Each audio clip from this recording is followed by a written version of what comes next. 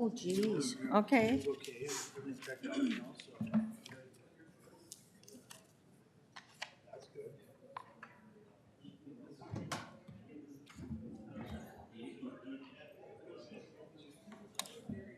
There,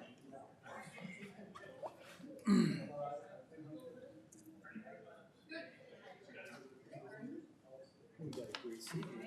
yeah.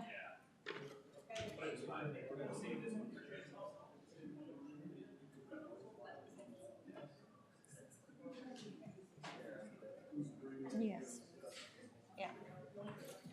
Yeah. So we just gotta look the phone.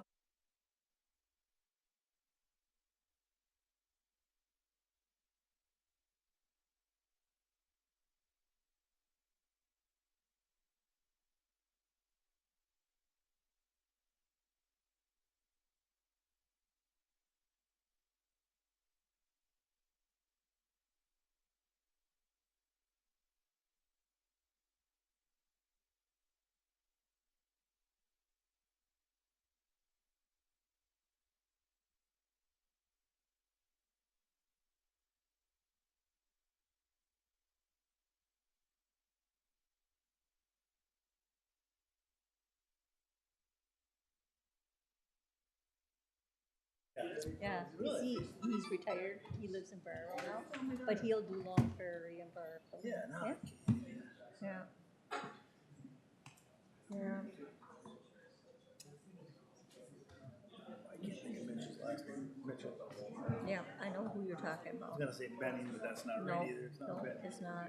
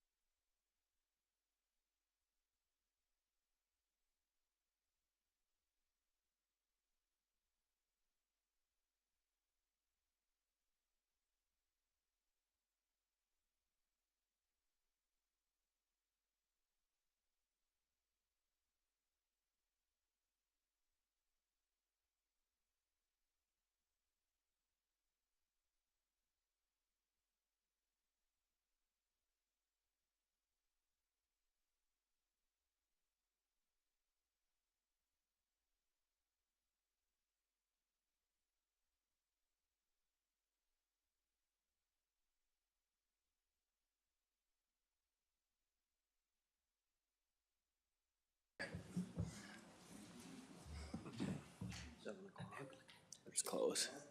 Let's make sure, Pretty close. Lisa's recording before we start too. Oh.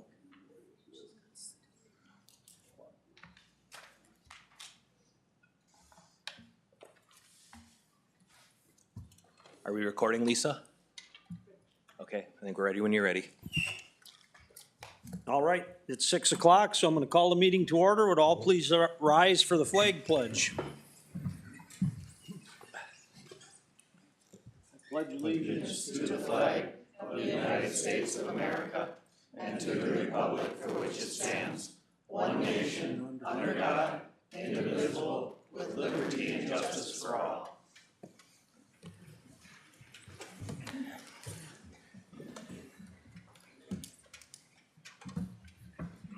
I'd like to welcome everyone to tonight's meeting. Our first order of business is to introduce the staff and board members. Off to my right, we have Adam Osfort, Sue Bertrand. I'm Jim Pratt.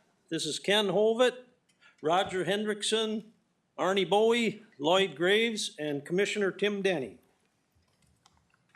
First thing we need to do is approve the minutes of the last meeting. Everybody have a chance to go over them? Any questions, comments? Move to approve. We got a motion by Ken. Is there a second? Second.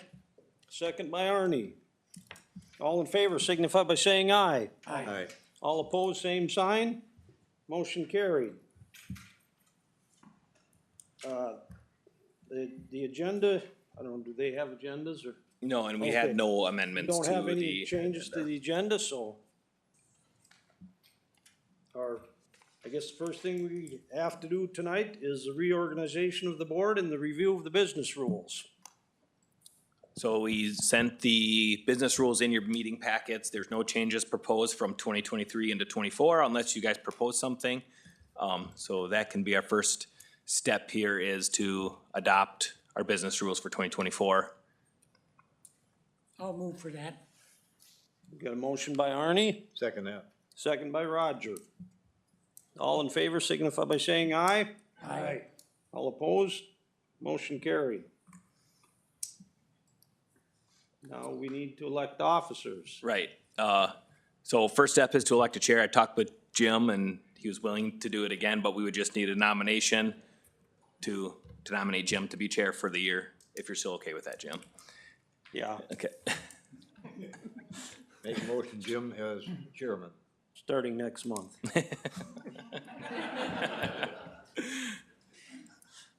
Okay, there's a motion by Roger. Any other nominations? Any other nominations? Any other nominations? We have a motion to cease nominations and cast a unanimous ballot. So move. Motion by Ken. Is there a second? Second. Second by Roger. All in favor signify by saying aye. Aye. All opposed? All right, now we need to elect the vice chair. And I talked with Ken, unless you change your mind, he's comfortable with being vice chair again, unless somebody wants to take those duties. Make a motion for Ken to be vice chair for the year. All right, any other nominations? Any other nominations? Any other nominations? There's no other nominations. Is there a motion to cease nominations and cast unanimous ballot? So move. Motion by Arnie, I'll second it. second by Lloyd. All in favor signify by saying aye. Aye. All opposed, same sign. Motion carried. All right, done with that. Couple items, there's obviously a lot of people here tonight. Meeting's more than likely gonna get fairly long, so when we come to the public comment period, you will have 3 minutes to say what you would like to say, and when we get to like 2.5 minutes, I will ask you to wrap it up so that we can get through everybody who would like to speak on something. And at some point, during the meeting, we'll probably take a 10-minute break so people can use the restroom and anything else. From the public, if you need to use the restroom, you can just go around the corner, down the hall to the left. I don't think anything else. Oh, at the when moment. if you come up to speak, there's a sign-up sheet on the podium so that if we don't get the names, we can match them up with the recording, so. Go ahead. Can other people give you their minutes? Is that a thing? Well, yes, they can. So if someone goes over and is like, can I take Sandy's minutes? That's a. That's okay. But I didn't know if that was a thing or not. Yep. Yeah, so whoever allots their time to you forfeits their time to speak then. And when you come up to speak, we need your name, where you live, and if you're representing some group, Cattlemen's Association, Lake Association, or anything like that. It would be helpful if you could state that.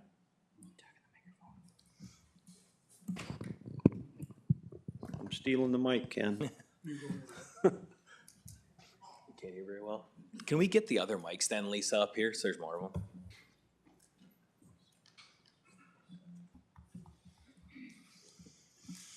Okay, I think Wait for that, or? No, I think we can just Okay, continue on. Our first agenda item is Highway 27 salvage.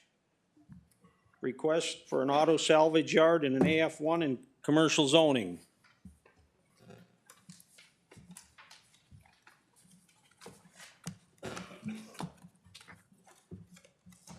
We will now have the staff report. And you want full staff report, right? Okay. All right, so we will start from the top here.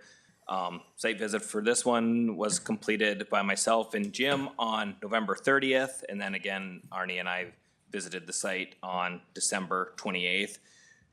This again is, the applicant is Highway 27 Salvage, Shannon Hinnenkamp, located on parcel 21-000-8601. Site address is 19622 US 71, located in AF1 and commercial zoning.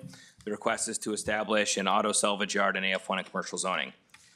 Some images here, you can see the site located to the south of Long Prairie off of Highway 71. Zoomed into the parcel here, outlined in black. This is the site sketch just from the application. It's a blank lot at the moment. This is zoning districts. Yellow represents commercial. That more green color is AF1. Topography of the site, just to note that there are not any wetlands identified on NWI's natural wetland inventory, but there are wetlands located on the property. Going along here, some soils information, consists of a sandy loam. Site images, I'm on what would be the south end looking northwest across the property here. On the same location, look more of a northeast direction. I am on the very southeast corner here. This would be along the eastern property line of the fence that currently exists there. In turn, looking along the southern boundary. Backed up away from it, I'm on 194th Avenue here looking northwest. The view looking east from 71. And then another view, I'm a little further north here, looking east from 71. These are some images provided by a neighbor here. So this would be looking kind of in a northern direction. Another one here.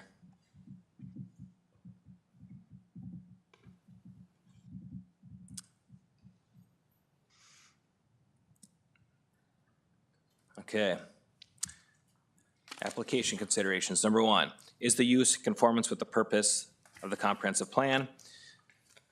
Land use guiding principle number 1 states to promote and guide the orderly development and growth in Todd County in a fair and common sense manner. Land use guiding principle number 5 states to control the disposal of solid, chemical, and hazardous waste in the county.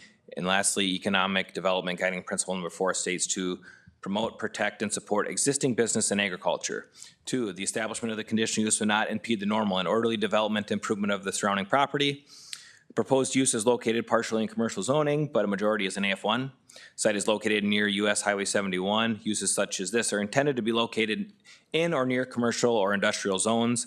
Although this proposal will not prevent neighboring properties from further development, it may have impacts on how that development happens.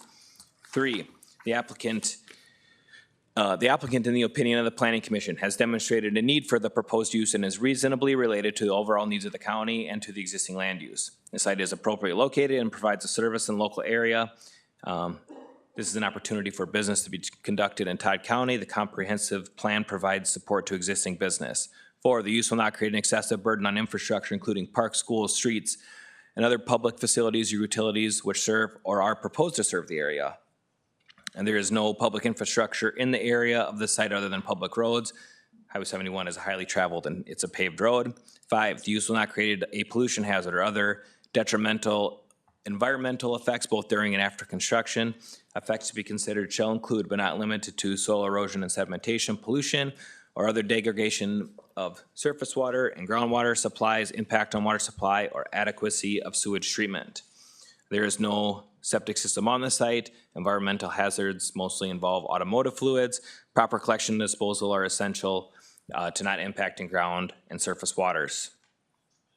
6, the adequate measures have been or will be taken to sufficiently minimize traffic congestion and provide sufficient off-street parking and loading space to serve the proposed use. There's currently a right-hand turn lane coming off of 71 into the neighboring site, which is where the business is located. There's established parking for customers in that location, and there's no anticipated increase in traffic to and from the site. 7, adequate measures have been or will be taken to prevent or control offensive odors, fumes, dust, noise, glare, appearance, and vibration so that none of these will constitute a public nuisance. Noise, glare, and appearance are the greatest concerns for this site. Proper screening will alleviate much of the concern and is a requirement of the site. Minnesota statute 161.242, the Junkyard Act requires junkyards to be completely screened from the view of state and federal highways. 8, the intensity of the proposed use is not inconsistent with the purposes of the ordinance and the purposes of the zoning district in which the applicant intends to locate the proposed use.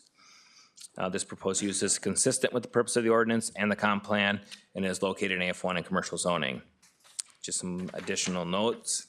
Minnesota Rule Chapter 4725 requires a setback of 50 feet from a scrapyard to a water supply well. So with that, the motion to recommend approval with the following conditions. 1, the existing southern fence shall be moved to achieve a 50-foot setback from private wells. 2, perimeter fence shall be maintained to provide sufficient screening from all public roads. The perimeter fence shall be no less than 10 feet in height measured from the ground surface. 3, perimeter fence shall be fully established no later than August 1st, 2024. 4, the applicant shall obtain MPCA industrial stormwater permitting and provide verification of permitting to the county. And 5, accumulation of scrap metal shall not be visible from US Highway 71. And 6, that the applicant must abide by all their applicable federal, state, and local standards. Just a reminder, these are the conditions we had worked through previous meetings, so they were amended from the original one. Okay, some additional information for tonight. Just a little review. This item was tabled from the December 7th meeting. The board had at that time completed staff report review, public comment. There was no written correspondence at the previous meeting, and board discussion was started. And the meeting left off with discussion related to a property line fence, and the applicant wanted additional time to investigate options to not have a setback from that property line, and the board offered time for that consideration. Some additional items for tonight. We did review the staff report, do public comment, review written correspondence. We have one piece here, complete the board discussion. Just some items for consideration is discussion for the need for tree plantings, discussion for setting any sort of fencing standard, including material, heights, setbacks, or anything else, and then also a review of consideration number 3, which is the need for conditional use, which I can scroll up to that if you need to when we get to that point, and eventually arrive at decision. So that is, I had one more piece here. From the previous meeting, there was discussion about the neighboring property and when the house was built, so I pulled that permit. This is the property to the south. That permit was issued in 2005. And that is my staff report, Mr. Chair. All right, thank you. You said there was correspondence? Yes. Okay. It says, Dear Commissioners, I represent Todd County residents Carrie and Melissa Peepo.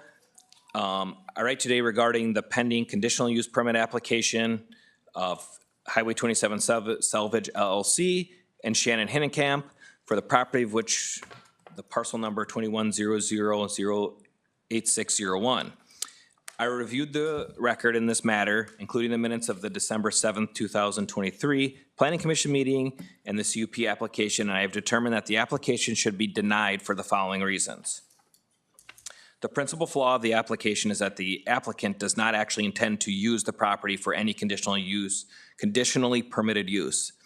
He made this abundantly clear through numerous statements on the record during the December 7th public hearing, as reflected in the following passage from the official minutes of that meeting. Shannon stated he doesn't have anything in there and he doesn't plan on using it. Shannon explained he was more into auto parts and was going to put car bodies out there, then a shop burned down, and that kind of put a halt to it, and he never used it after that and doesn't plan on using it for that. Again, he stated he never used it, but he wants it fenced in for liability reasons, and like it says in the ordinance, it should go right on the line. Shannon asked why he needs a stormwater runoff permit if he has nothing on it. Adam explained that he was applying for a conditional use permit to operate. Shannon stated he understands, and maybe eventually, if he puts something on it, he could see getting the stormwater runoff permit. But he doesn't ever put anything on it. What do they get? $600 to $700 a year to get a stormwater runoff permit. He stated it's kind of insane to be paying that kind of money for nothing. If he put something on it, he could see getting the permit, yes, and there's 10 acres there with nothing on it, absolutely nothing on it. The only thing that is on that property is a fence. Shannon stated he doesn't plan on ever using it, but he owns it. Eventually he might sell it, and what they are going to do with it, he doesn't know.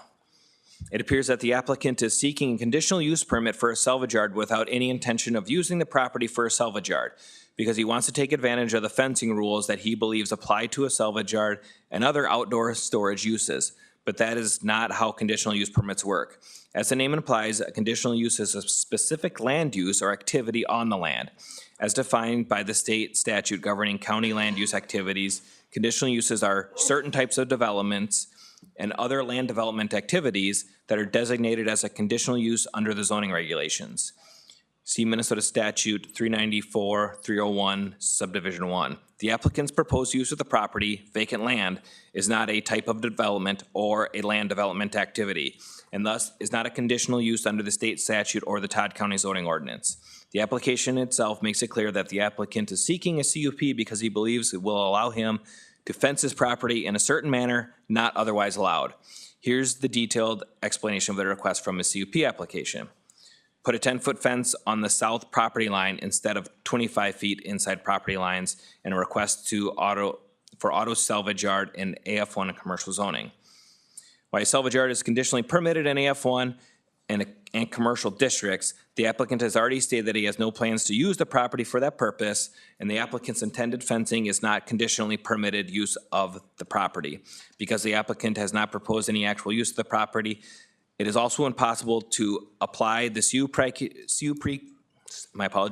CUP criteria of section 505B of the zoning ordinance, which considers the impacts and effects of the proposed use. Here, there is no use to review or consider. For all other foregoing reasons, the application should be denied. Very truly yours, Mark Tieroff.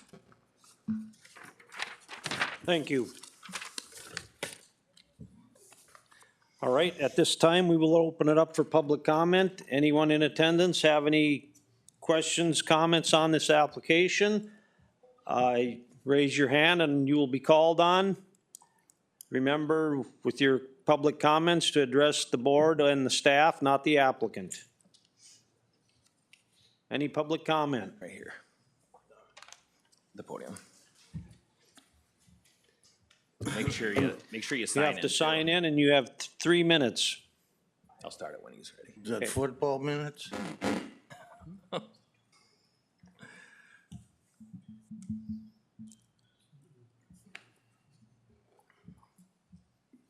Okay, I was in here last month and I'm sure that those pictures, State your name. Pat Porter, I own Pat Porter Automotive, which is next door to Highway 27 Salvage. I've got a couple of statements here from prior conditional use permits. A 10-foot high fence to be constructed on the west and east side of the property prior to moving cars on the property, and rest of the fence needs to be constructed by June 1, 2008. A plan for fluids disposal must be submitted to the office. The conditional use permit is to be reviewed in July of 2008. It was never complied with. The next one I have is a conditional use permit. Approval of the application is presented with a condition on one. The south side, the perimeter fence to be back 25 feet in from the property line. On the south side, between perimeter 10-foot fence and lot line. Plant trees for screening of the fence. Tree screen plan approved by Planning and Zoning Office.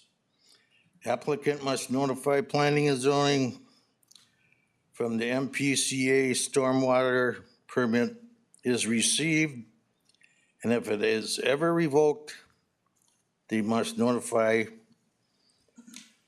the office, and their permit will be pulled. Okay, pretty much all of this has been covered. There are areas here that apply to the 2022 and 2023 Junkyard Act of the state of Minnesota. And this is copied right out of the laws. Any yard 100 feet within the right-of-way of any US or state highway is notified that they must be in compliance with the rules and regulations set forth. The EPA laws apply and are enforceable with a 10-foot fence and trees You got 30 seconds. to be maintained.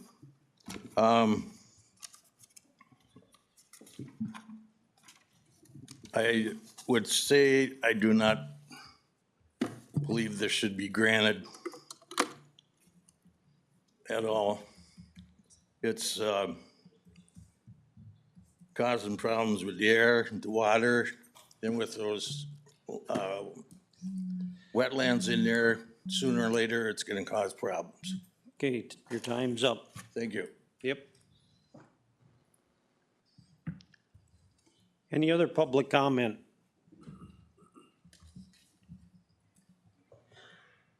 Might just have to give him a second to confirm. if there's Okay. someone out there.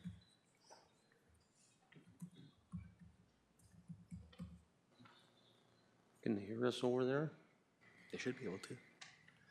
Any other public comment?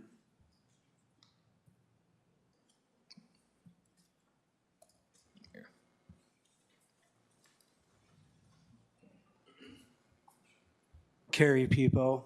I guess I only have a couple of things to add. Last meeting, there was discussion of forcing me to allow him to trespass to build a fence on my property. I've got trees and landscaping in place that, why should I have to lose property so he can build an illegal fence? I don't understand that. Another thing is, in him having a conditional use permit for a property that he doesn't intend on using, he said it several times on record, that further restricts me in what I can do. I have a 50-foot setback on that line where to build a pole shed or whatever. Putting it on the line is just like putting a pole shed on the line, which he's done too behind Farm Right. The other thing I'd like to address is I was continually called a liar about him smoking us out of our own house. There's a police report that backs that up with picture and documentation. Todd County just decided that he didn't have to be charged with it, even though it's felony. Another thing is the fence height. He, in my opinion, cheaped out and went with the shorter tin. He claims that there's 6 inches underneath it. I got $100 if you can show me one spot that's got a 6-inch gap underneath it. He saved a few $1,000s by going shorter. And another thing with the fence behind my place, any future fence, is it gonna look as bad as the one that's there now? The 10-foot fence that's 25 feet back, he didn't even get the tin on there straight. And it's only 7 feet tall in one spot. Perfect, so I have to view everything. And the danger of the closest fence, if you need a security fence, chain link. It ain't that big of a deal. And you don't have to leave 8-foot poles. I've already had a kid try and climb it. What happens if they try and climb it, get over, cut themselves up, and I can't get in there to get them? The fact that you guys would even consider granting this and taking away my right to use that chunk of land where I got stuff stored. So if you grant it, do I have to move my stuff from my property farther in? Do I have to not plant the trees and flowers that I ordered for a certain amount of time, or for this year period until he gets the project done? I mean, what's with that? I'm gonna lose the use of my property that I am using for a CUP that he doesn't intend on using. You got 30 seconds. It's, yeah. Make sure you get signed here. What's that? Did you sign the? You gotta sign that paper.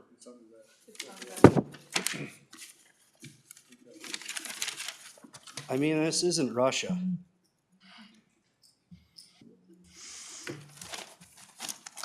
You can't just decide, I'm gonna get a CUP and take the time's neighbor's up. rights away.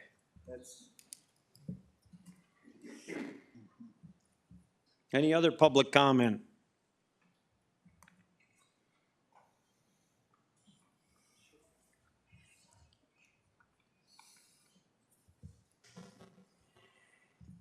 Any other public comment?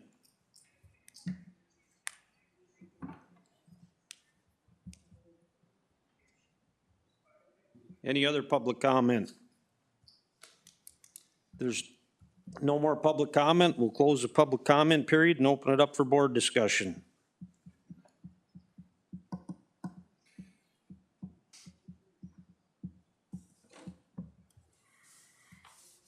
Who wants to go first? What I'm noticing is there's very little specifics as to what ordinances and so forth are supposed to be being followed here, and I'd like to see a little more clarity.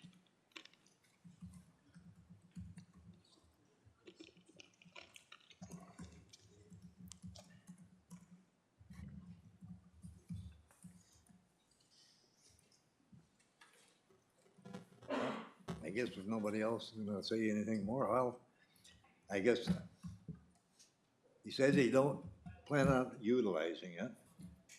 I believe it was 10 years ago. He had a permit to put up a 10-foot fence, 25 feet from the existing line, and plant trees in that 25 feet. After it was done, that was given to him. I saw where he had started building the fence on the line. He had already started, but he built more. Never planted any trees. I can't see why we should give him a permit again that we took away from him until he shows that he can do what he is told to do. He had 10 years to do it and never did any. He hollers that it's sand. Well, Genio's up the Highway 71 planted trees when they put their building up. That's sand. They lost a few. The only reason why I stopped is because, number one, the shop burned down, so I had to direct my efforts to other things. And that happened right after I started building the fence. And that's why partially the fence was done and partially it wasn't. Number two, Shannon, can you speak into the mic? it's pretty hard to pump water at 2,000 feet to water trees on sandy soil that won't grow anyway. That whole area hasn't been touched since then, and there's what, 2 or 3 trees there that are deformed because they don't grow. to buy a water truck or something and spend 2-3 hours a day watering trees. As far as the ordinance goes, it allows the fence to be put right on the line. It should have been a 10-foot fence, and you guys approved that the first time. The only thing that changed it was the county commissioners that changed it. They're the ones that said I needed to add trees into that.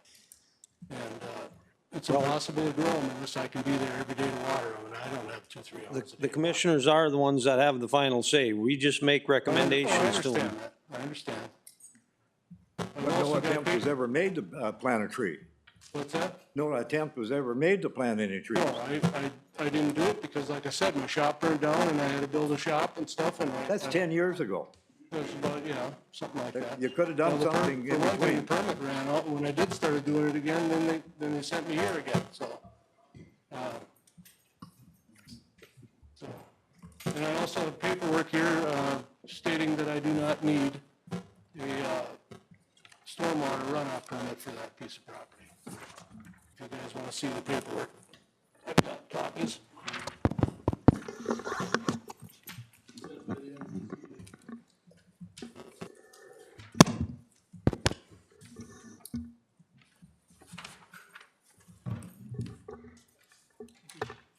I've got a 10-foot fence around the Did you get a copy of this? Yeah, it's, my yard.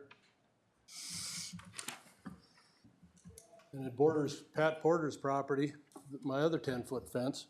It should be put around the border all the way around. If it doesn't get put on the border, then people are gonna be going on my property, and it's gonna be a liability for me. That's why I put the 6-foot fence on the south end there right away to keep people out of there, because it's legal to put up a 6-foot fence without a permit. I would just as soon have the 10-foot fence there. He's talking about his kids getting hurt on it. They would never get hurt if there was a 10-foot fence, because they wouldn't be able to climb it.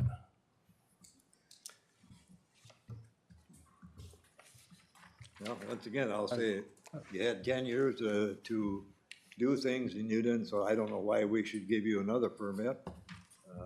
I think the county commissioners will probably look at it about the same way and deny it anyway, so. You know, my permit ran out, so I would have had to start over anyway. And it just doesn't make sense to try to water trees every day.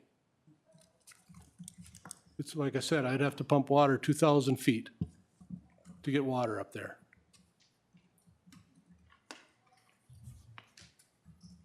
I had my say. All Anybody right. else? Thanks. Mr. Chair, can I just insert something here Yep. quick? The document, the email that Shannon gave you, no fault of Shannon's, but this references a construction stormwater permit. I believe the permit that a salvage yard would obtain is an industrial stormwater permit. So I think he may have been But I told her all that. Okay. I told her that I had a salvage yard. I told her everything. Sure, okay.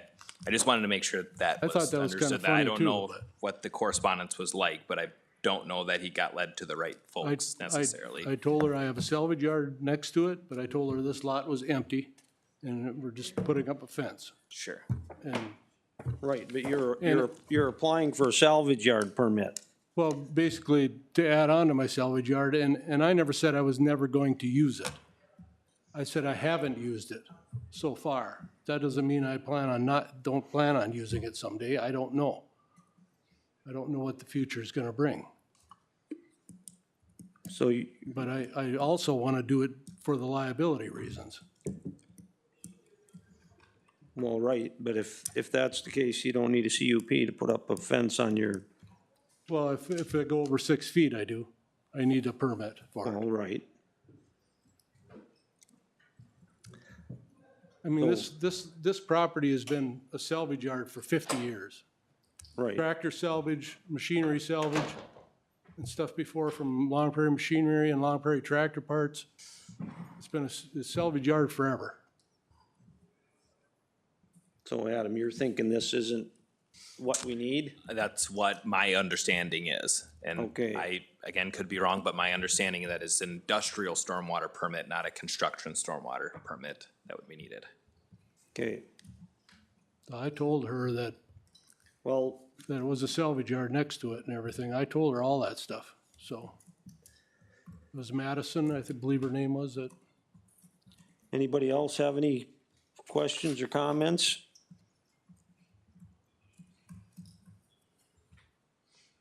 I suppose I have a few. Can you make sure you speak into the mic there? Oh, yeah, sorry. Yes, thank you. Have you had a chance to read through the proposed conditions here?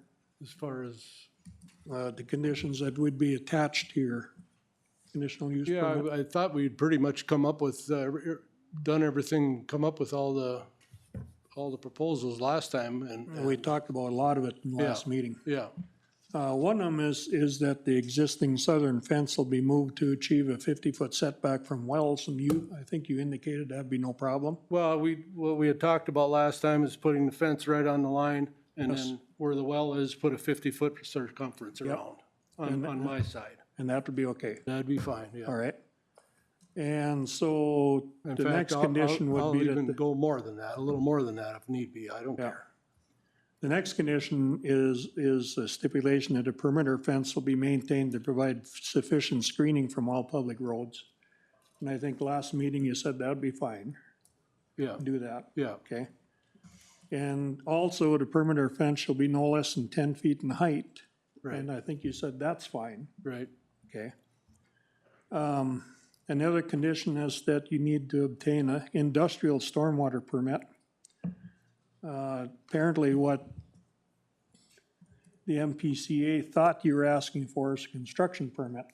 well, There's a difference, so. yeah, I understand that, but I explained everything to her, so. Yep, I she would understood believe you what I probably was did, doing. but somehow it got messed up and. Yeah. But somewhere along the line, you need to get that done. Well, I can contact her again Yep. and get the Okay. right paperwork, that's not a problem.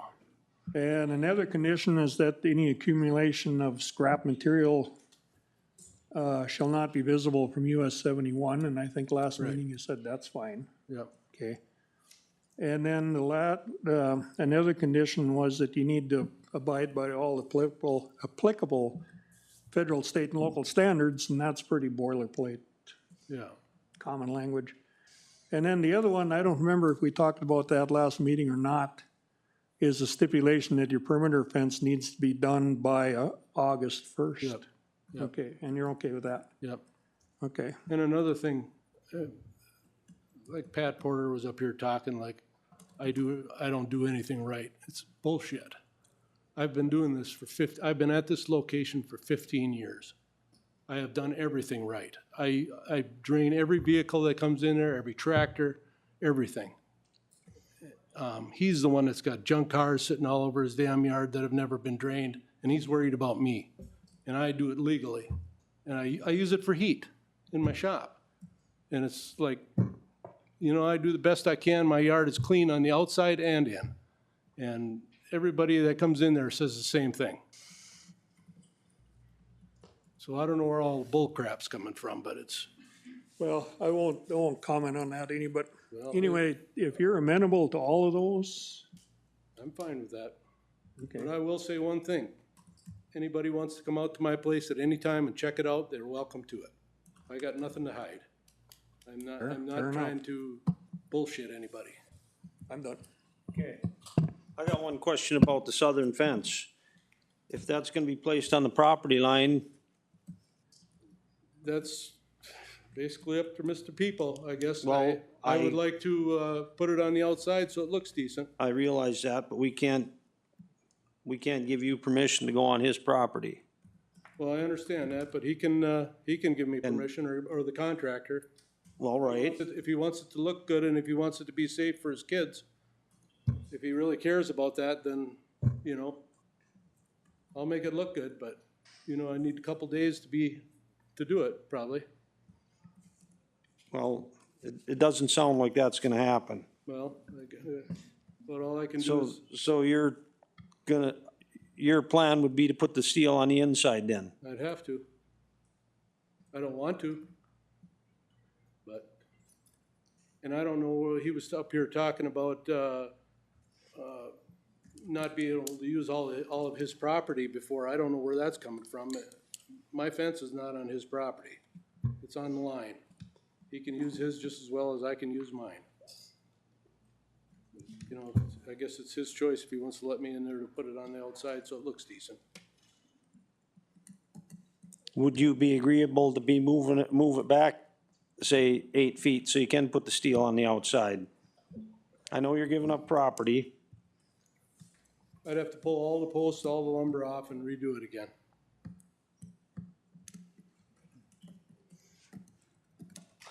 I guess that's just an idea I thought I'd throw out there. I don't know what everybody else feels about it. It's a lot of expense. You know, I wish I would've had it done 10 years ago, so I wouldn't have this problem, but So right now, that fence sits pretty much right on the line. or right right on the line. So there's no room between the fence and his property No. for you to. No, But at the time when the first permit, it was supposed to be 25 feet off the line. And he had started it on the line, and then he went back in there and did more on the line. I put a 6-foot fence on the line. It's legal to put up a 6-foot fence without a permit. But you were told to put your fence 25 feet. I was putting it, that one up too. Yeah. That also is in there. That was put up So at the same time. if you had pressure on, because of time, why put it on the line I when you didn't- were told to put it on I the didn't 25 finish feet? either one of them. They were drilling the holes and putting the lumber up. And then, like I said, my shop burnt down, so I had to direct my funds and everything to something else. Yeah, but why did you go ahead and put it on the line if you was under time constraints? He had 2 fences, But you Roger. didn't have two I fences. had 2 fences on. If you pull that picture up, you can see it. You had posts on there, but you didn't have steel on the one right on the line when you was given the permit to go up I had 25 partial feet. on both, actually. You didn't have the steel up. You had a little bit of steel up on the west end of it.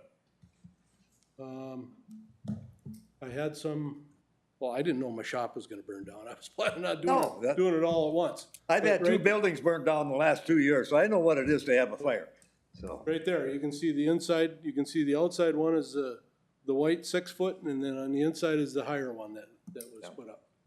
And they were, I mean, when they're drilling the holes, they went and drilled them all at the same time.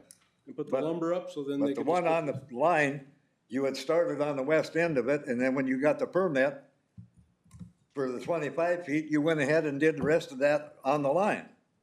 And never planted any trees that you was told.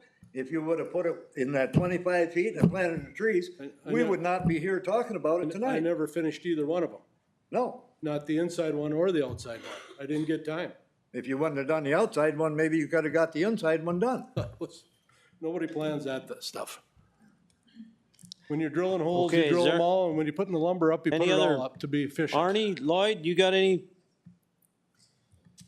I don't know if it was legal to put it on the line, I don't know what the problem. It is, it says right in the ordinance, it's legal to put it right on the line, on a commercial property. You can look that up, Adam? Yeah, give me one moment.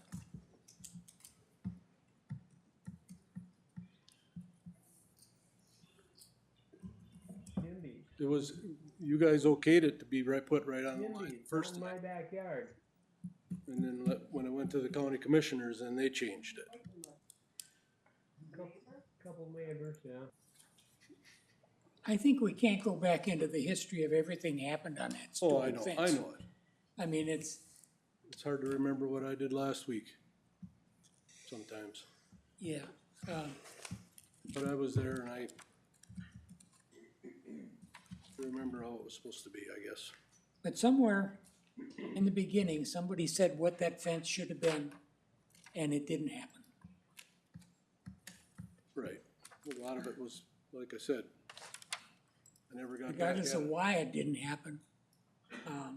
If you look back, some other law or something that says you don't have to, well, we can't worry about that. Well, the permit went out and so that's why I'm back here again.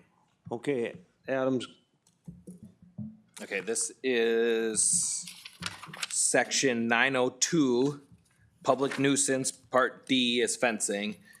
It does not make a statement about whether it can be placed right on the property line explicitly or not, but it does say fences shall not exceed 6 feet in height in residential districts or 10 feet in height for commercial industrial districts. Fences higher than these shall require a variance.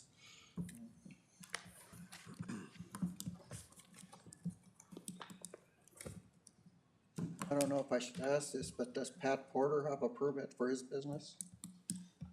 That's irrelevant to this, Floyd.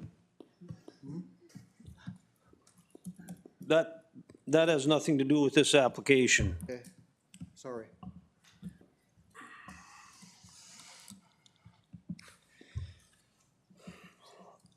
All right, so according to the ordinance, it could be 10 feet, but it doesn't necessarily have to be right on the property line. So, It doesn't have to be, but well, right, but if it we're, isn't, we're not getting anywhere here with the way we're going. I understand, but if it isn't on the line, then it's gonna create a liability for me. And to be honest, I don't trust them. I'm prepared to make a motion. I think we should deny this application based on the fact that the applicant has not, in good faith, done what he said he's gonna do. All right, we got a motion from Arnie to recommend denying the CUP. Second. Second by Roger. Roll call. Ken, No. Roger, Yeah. Lloyd, No. Arnie, Yes, wait a minute, am I saying yes to what? Denial. yes to deny. Yes to deny, yes. Jim, No. Motion failed.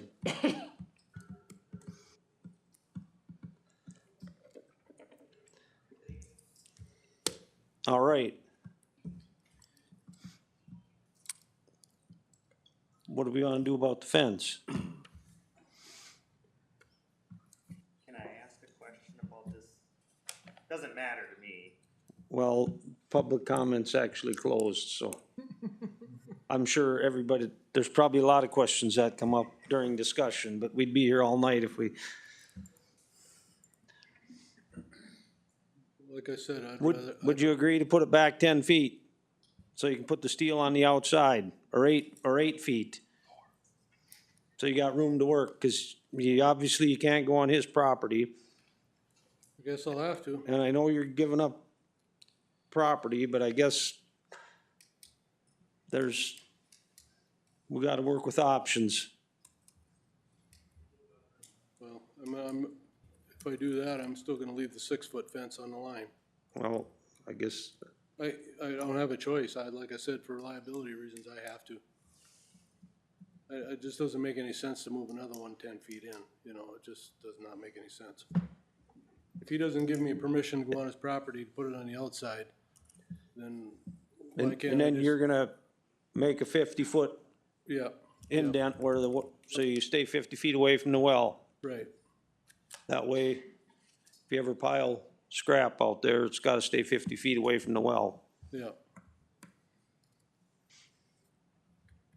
So what do we decide on here, 10 feet or 8 feet or 6 feet, or where are we going? I typed it up as 8 feet. Again, I can amend that condition at your I think discretion. it was, I thought we were talking about 10, but I guess, Well, I've heard a lot of numbers. well, right, Sorry, but no, So I rewrote condition number 1 with it's tough to see up there, I apologize, with a 10-foot, but I can read all the conditions again if, Well, I only need 4 to 6 feet to put the fence up. So I'd like to use as little as possible. I was gonna suggest 4 from the Yeah, outset. that'd be fine with me, because, well, that's fine too. It's I mean, still- That's still workable for you, right? yeah, I can get in there and So put you that can on. work and get the steel on the outside and Yep, not be standing in his flowers. right. so what's the number we're talking here now? 4 feet. Okay.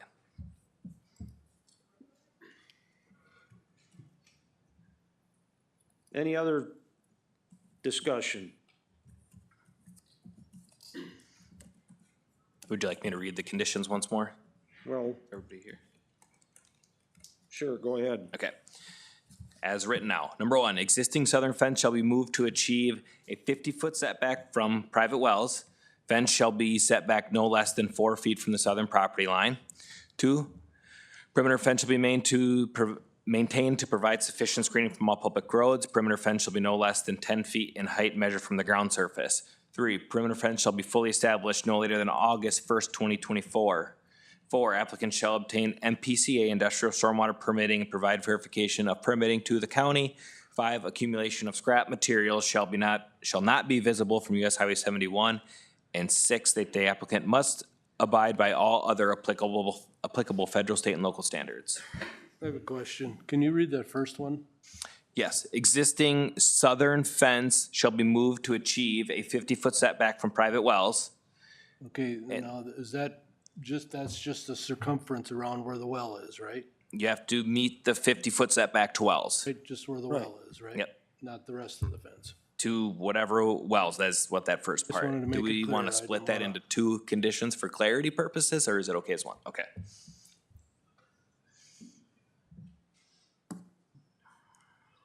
I just didn't want to have to move the whole fence back 50 feet. All right, 'cause it any goes other up. discussion?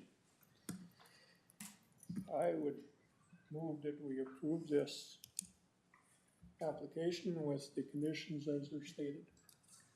The six conditions. All right, we got a motion by Ken to recommend approval of the CUP. Is there a second? I'll second it. Second by Lloyd. Roll call, Ken, Yes. Roger, No. Lloyd, Yes. No. Arnie, and Jim. Yes. Motion carried. It goes to the commissioners on the 16th. You can be present if you like. You don't have to be, but it would probably be a good idea. I will. Thank you. Thank you. Sorry for all the headaches. They can't all be easy.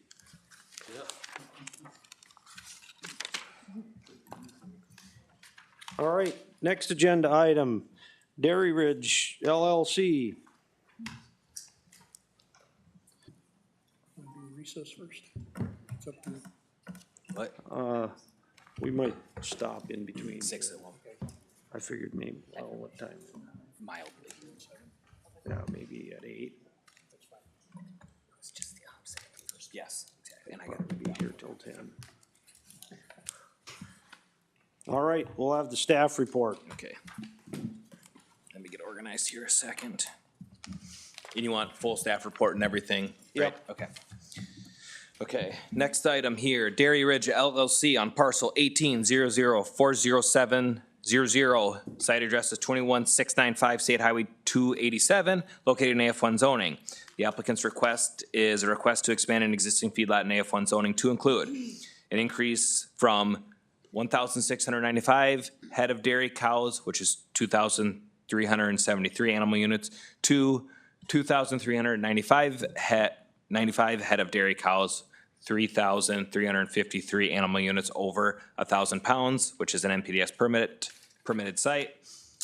To construct 276 by 128 feet total confinement barns, expand the current barn by 116 feet by 90 feet, construct a 995 by 335 feet by 16 feet deep earthen liquid manure storage area, and a 20,000 cubic feet concrete liquid manure storage area, and expand the feed storage area by 85,294 square feet. Some site images right off of 287 here south of Long Prairie on the west side of the road. Zoomed in to the site where the application pertains. Some site drawings here of what's proposed to happen. One of the dairy barns here, an expansion off of this one, manure pits in the back here, an expansion to a barn here, and the feed storage to the south. This is zoning, that color is indicating AF1. Topography of the site, the wetland that you see is the manure pit, so it's man-made. Soils of the site. This is the City of Long Prairie's drinking water supply management area map. You can see that the boundary of it goes up to the parcel in question, but this property is not in the wellhead protection area. Some site images here, just noting that they have on-site plastic disposal for any feed storage materials. Here I'm looking north across the site. This is one area of feed storage. Looking southeast here, another proposed area of feed storage, our existing area proposed for potential expansion. And looking southwest here, this is another feed storage area.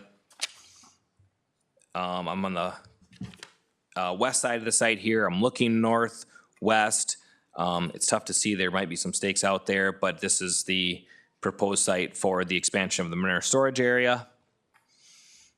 And looking southeast here, this is an area that's going to be reconfigured also.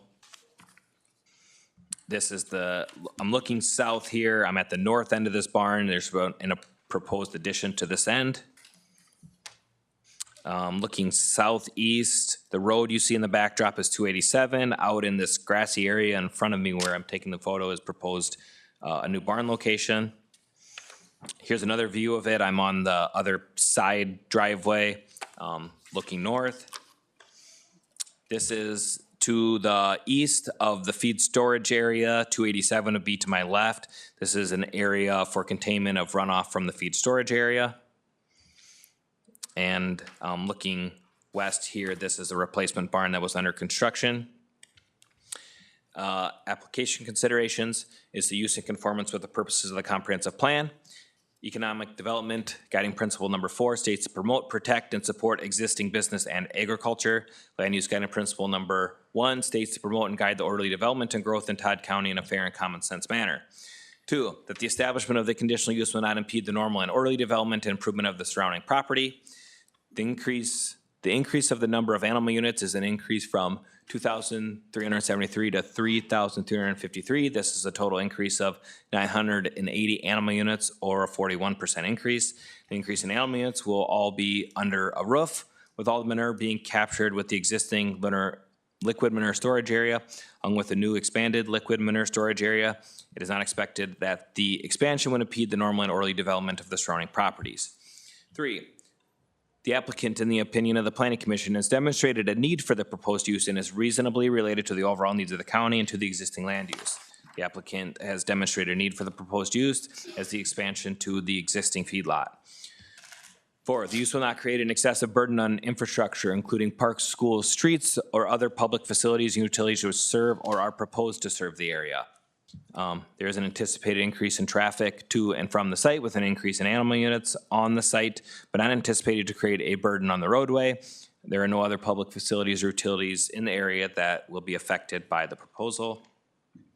5, the use will not create a pollution hazard or other detrimental environmental effects both during and after construction. Effects to be considered shall include but not limited to soil erosion and sedimentation, pollution or other degradation of surface water and groundwater supplies, impact on water supply, and adequacy of sewage treatment. Environmental effects to be considered involve movement of sediments during construction and use of groundwater.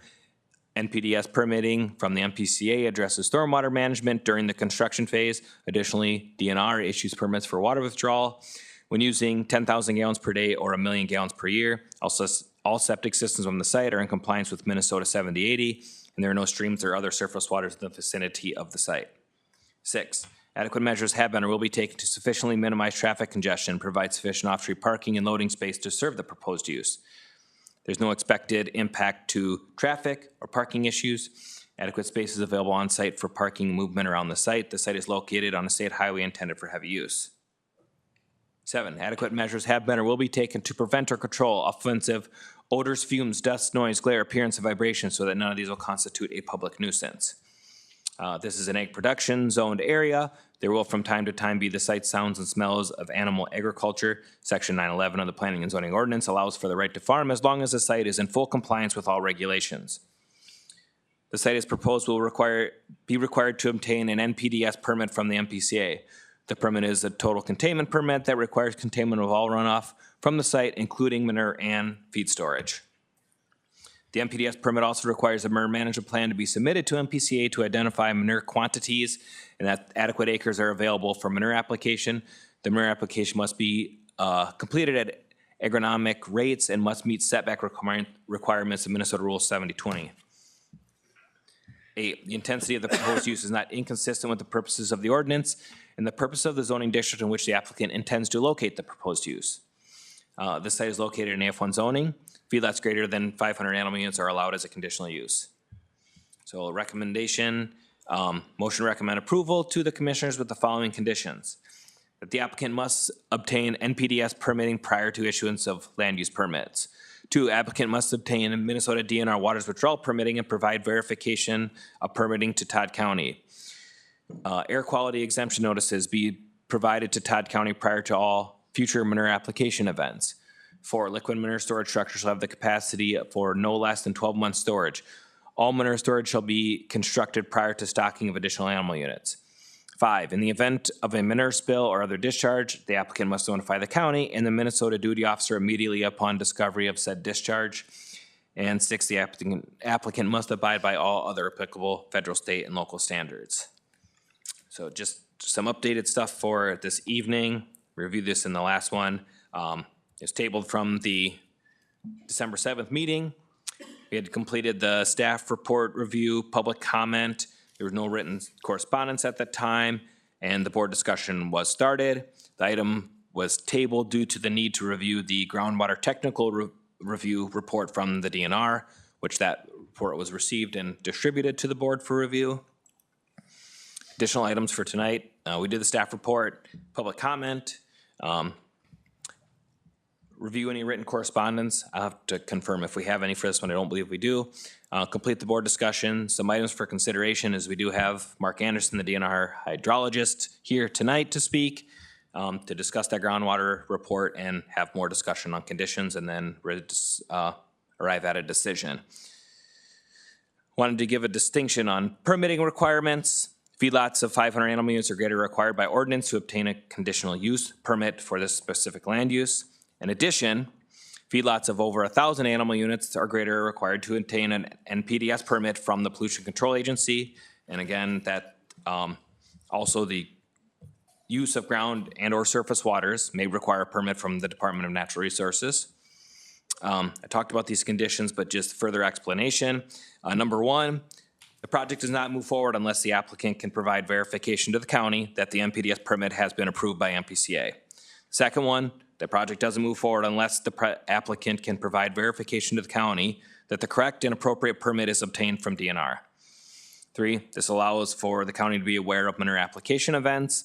4, storage capacity matches the county ordinance requirements and also requires that the correct manure storage structures be in place prior to additional animals on the site. 5, this allows for quick response in the event of a spill. And 6 would just require the applicant to abide by any and all other requirements that may have been not addressed through the CUP process. And that is my staff report, Mr. Chair. Thank you. You said there's no correspondence? Let me confirm that quick.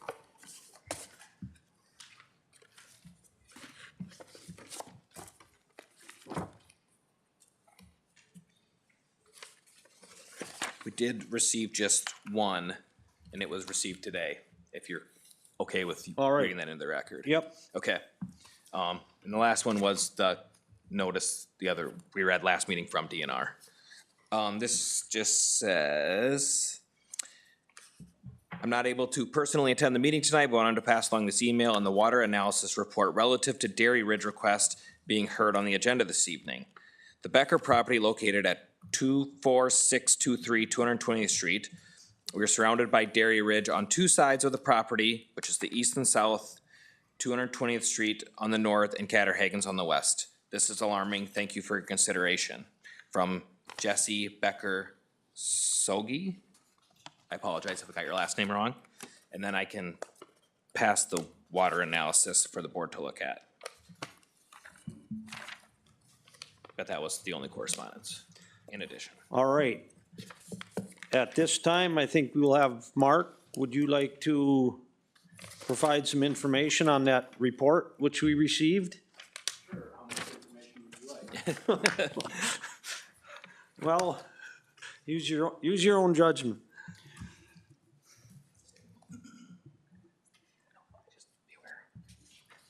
So Mark Anderson, area hydrologist with the DNR.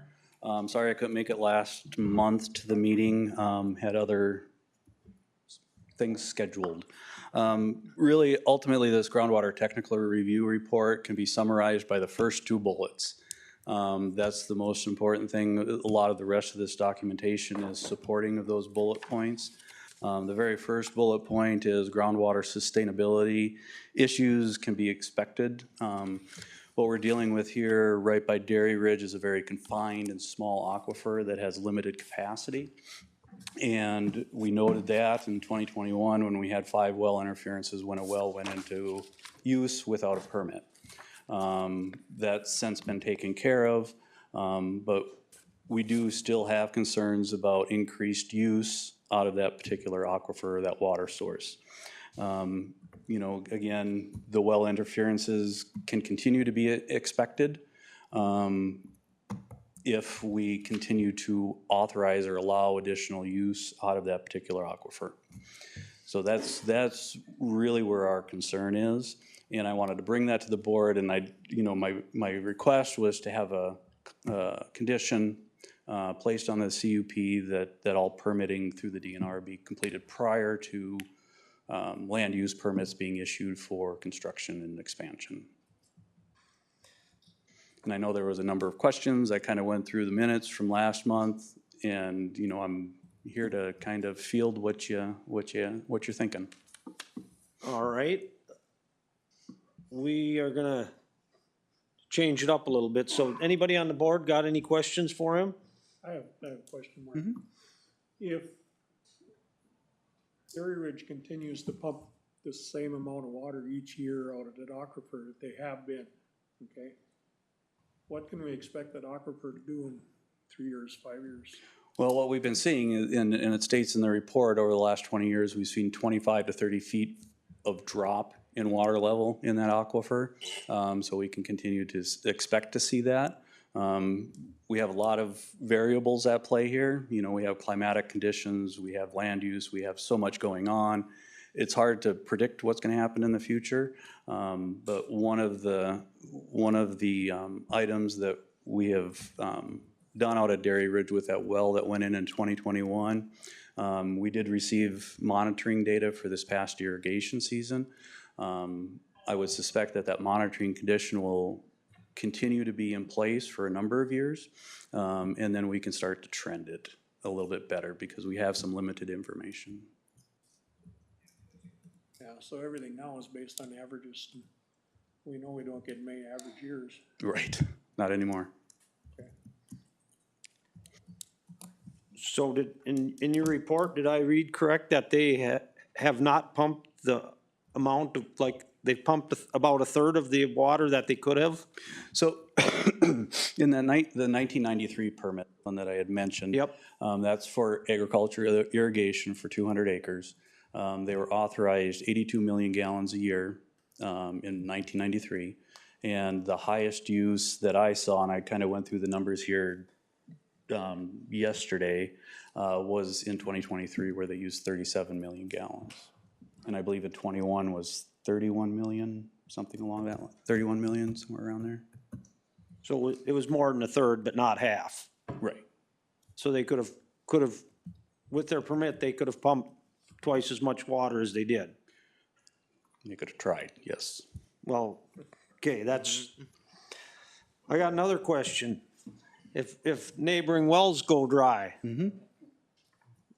what's the options?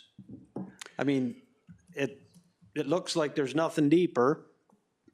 In this particular location, there is nothing deeper. There's nothing shallower, there's nothing deeper. We have one option sitting underneath that Dairy Ridge area.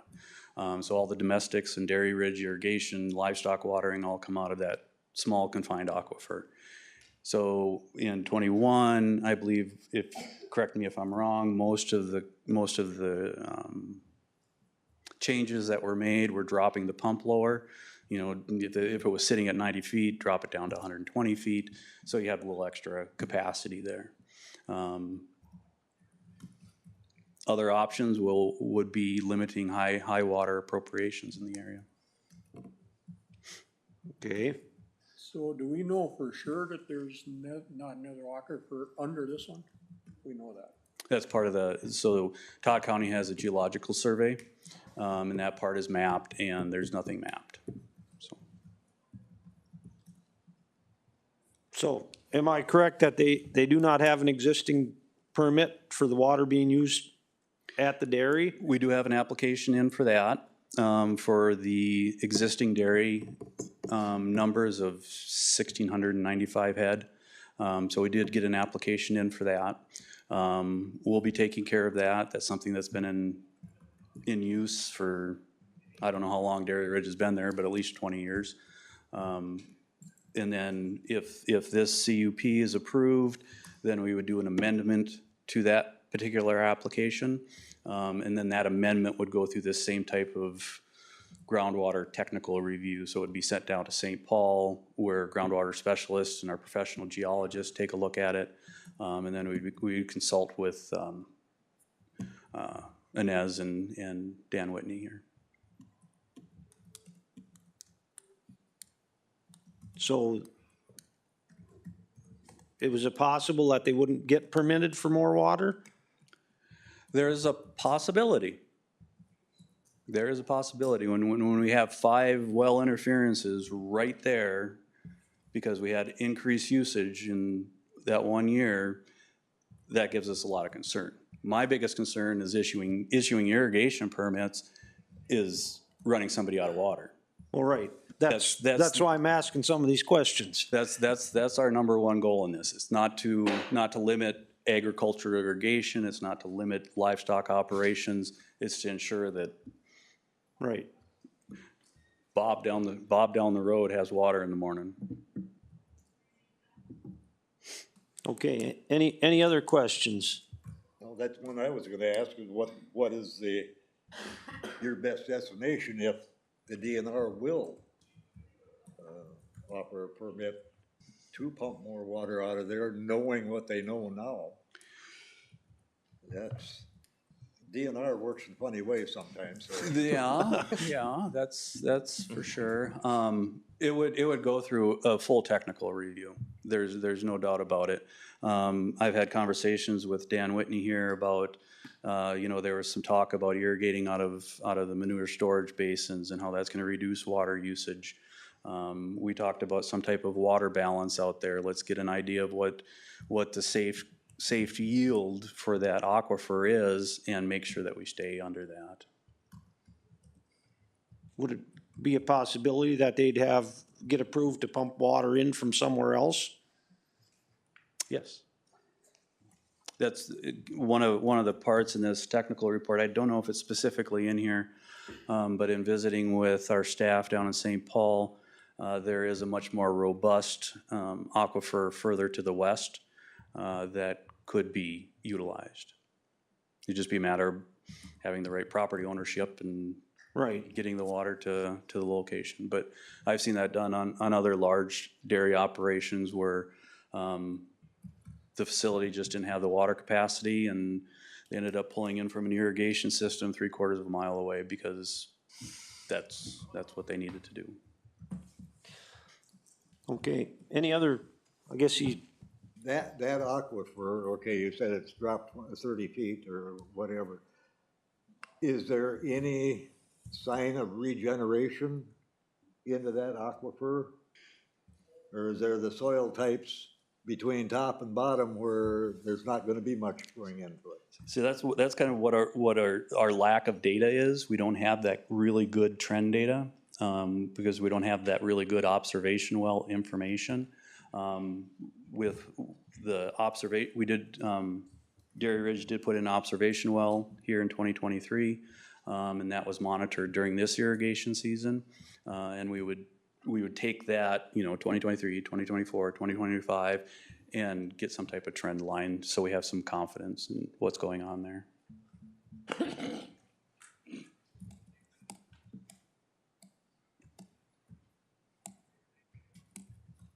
Anybody else? Also makes a difference how much rain we get, right? And snow. That would make a difference on the usage as far as irrigation, but it may not make much difference on the recharge. Potentially.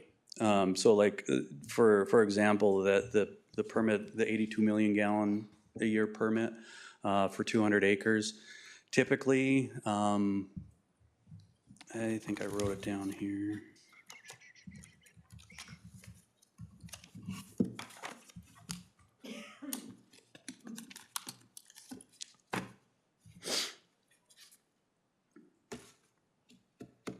I did not. Typically, I want to say it's around that 15 million gallons a year is typically what's used. In 2021, during our drought year, it was 31 million gallons. In 2023, again, another drought year, 37 million gallons. So your precipitation and your heating degree days definitely Right. play a role. All right, I guess I don't have any other questions for him right at this time. I don't know, anybody else?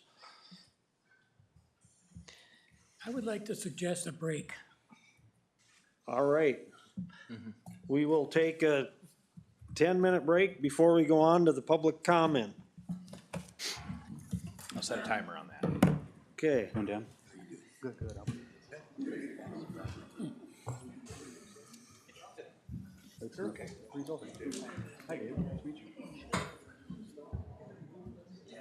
What's your cocktail there? What is in your cocktail? I'm gonna speak on myself. Wish I was that skinny. Since it kicks my body, I can't hold it this long. Yeah, where's the beer? Where's the beer?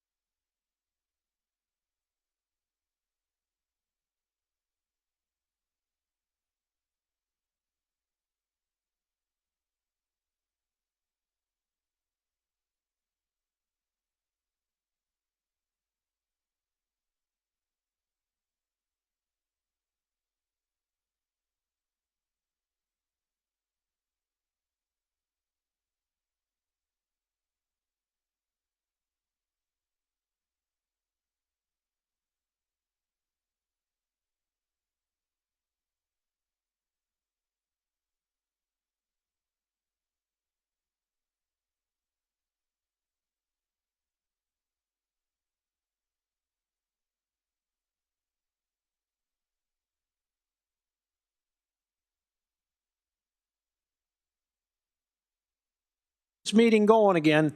The city, I think they have.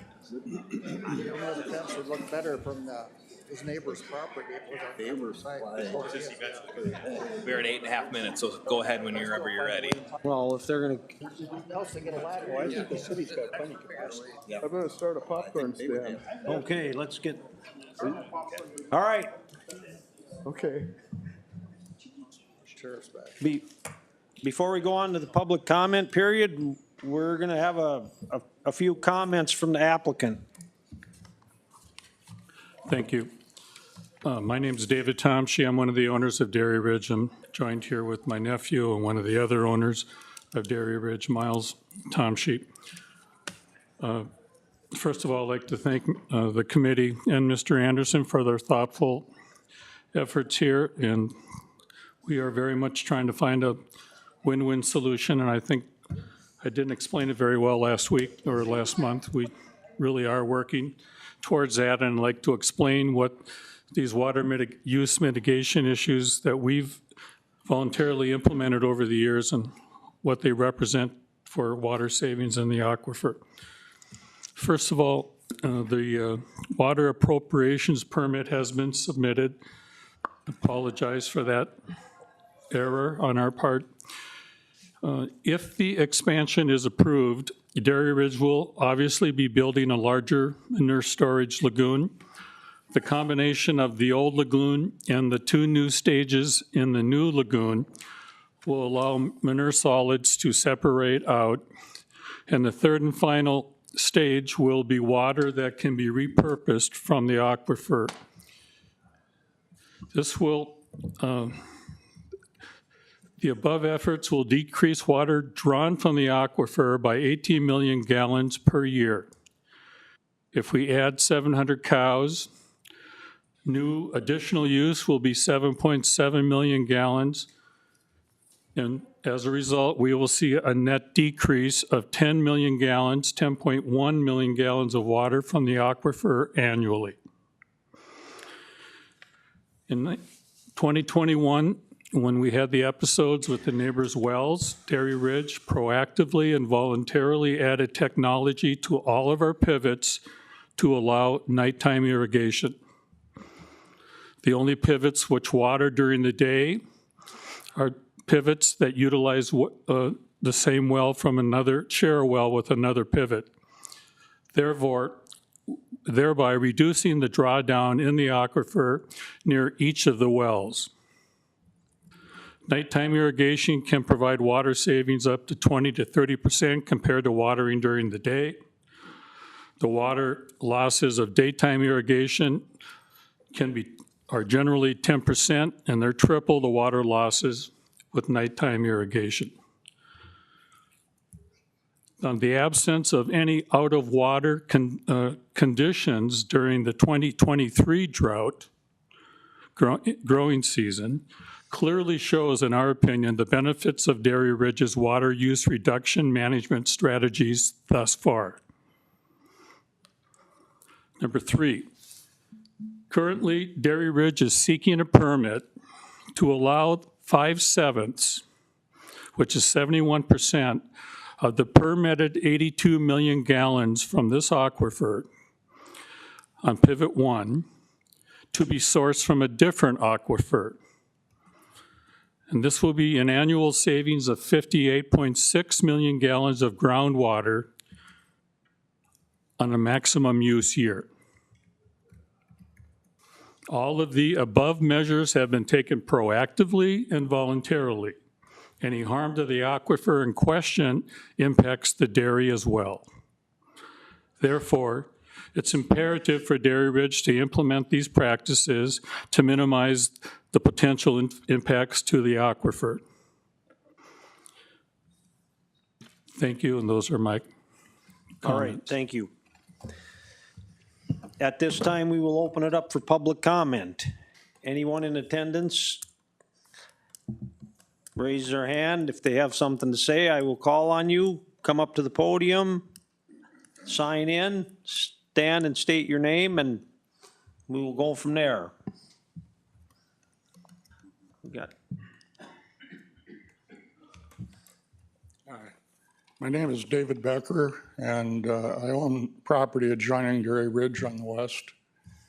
And we just got a water analysis back from Trout Wells. It says our nitrate levels are 3.5 times over the limit. And that we couldn't get even a mortgage to build a house on that property with those levels.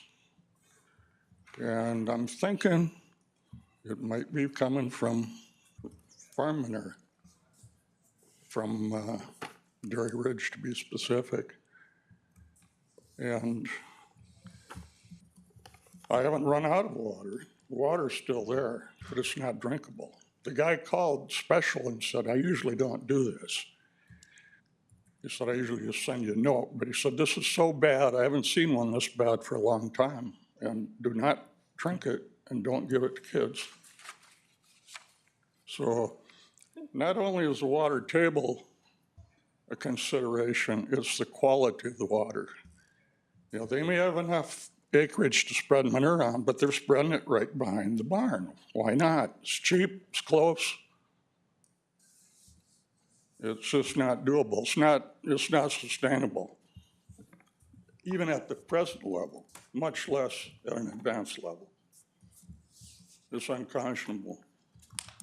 Make sure you sign the sheet. Did you got it? Sorry. Got it.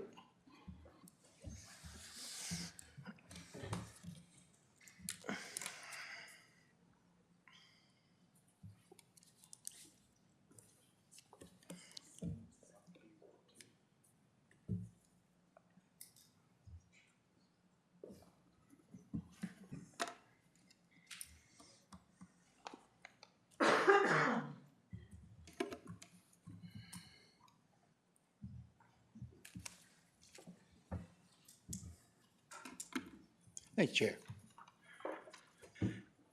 At the end of the last meeting, I was hearing about water being piped from the airport location. That sounds great. Can you But I speak into the believe- mic a little more? What's that? Speak into the mic a little more. It sounds great, but I believe the board is getting sidetracked. The water for these animals still come from underneath the barn location. As far as I know, you cannot pump fresh water down the same pipe that the manure is used for manure. Plus, there is no guarantee that this water is always going to be used in this manner. So it is hearsay.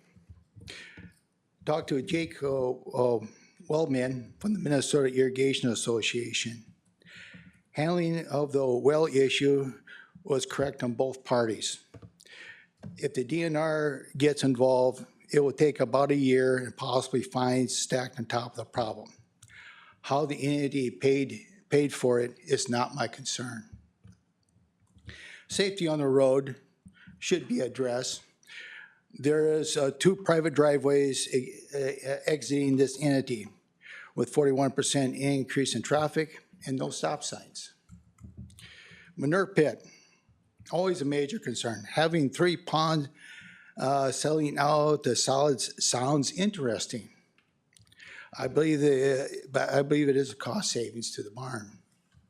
But being close to the barn, I am not in favor. Plus, this liquid through the center pivot is only going to increase the smell. It is like having a good friend or a neighbor coming over to your house, and the first thing that they do is let a good fart in your living room every time. This doesn't take long to think differently. With these 3 manure pits, when majority of the manure still must be pumped in the fall to remove the solids and having enough storage getting through the winter. The state took out the family farm description for many years ago. The first, there was only 4 categories, now there's 5. With the largest category being commercial, 1,000 animal units. This is a commercial operation, treated as a commercial operation, and it should hold the highest standards. You got 30 seconds. Remember, the measurement of a large farmer is measured by the length of his pants belt. there is a report that is being bypassed in all this. I believe it should clear up a lot of confusion. It's called the EAW, Environmental Assessment Worksheet. They only is mandatory after 1,000 animal units. In 3 years, we could go back to the same issue as we're doing right now. Your time's up. Thank you very much, Chair. Any other public comments?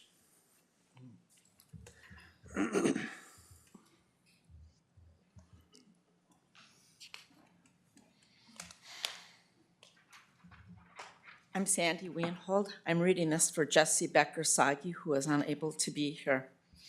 I grew up on rural Route 2, Box 77, now 220th Street, in an old brick house with a few head of dairy cattle, 2 dogs, and the best well water for drinking a person could ask for. I'm not telling you this because I want you to care about my upbringing. Instead, I'm telling you this because I want the same thing for my children and my neighboring families. Because even ahead of getting the written results, we received a call from the testing lab who advised us that our water analysis failed significantly and that it was not safe for consumption, especially by infants, children, or adults with compromised immune system. The very people who have been using it and plan to use it in the future. The well water analysis sheet provided to you and the nitrates on our water tested at 3.5 times the maximum contaminated level allowed by the Safe Drinking Water Act.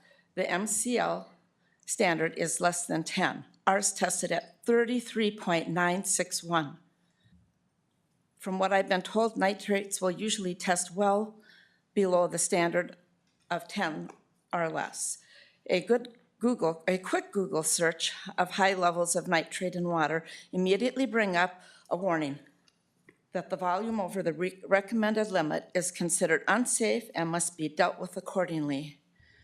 What was explained to me by the water analysis lab tech was that nitrates enter the bloodstream and deprive the blood of oxygen. Health effects of nitrate in drinking water are most significantly linked to blue baby syndrome. Further, the lab technicians stated that there were studies that suggested that there are carcinogens in there. There may be an increased risk of colon, kidney, or stomach cancer with high intake of nitrates. I was told that the water tests are required for certain types of mortgages and loans, and that our current levels, I would not be approved for those loans to build on this property. I expect others will speak of this, but the last meeting and the application submitted, I did not see any demonstrated need for the proposed expansion of nearly double the head of cattle. Desire, yes. Need, no. You got 30 seconds. My dad was a small business owner in this county for 30 years, and now I am a business owner in this county as well, and how that came to be through expansion and acquisition of my farm. I have absolutely nothing against business owners, and I have nothing against wanting to grow, but it has to be done the right way. It has to be done to pursue the rules and regulations of this county in the manner that keeps your citizens safe and healthy and the land inhabitable for generations to come. Thank you.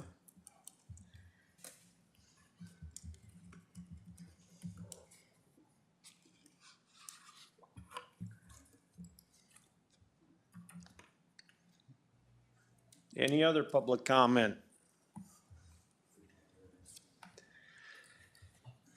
Got the same report that Mark released, but as far as I'm concerned, we're in trouble here.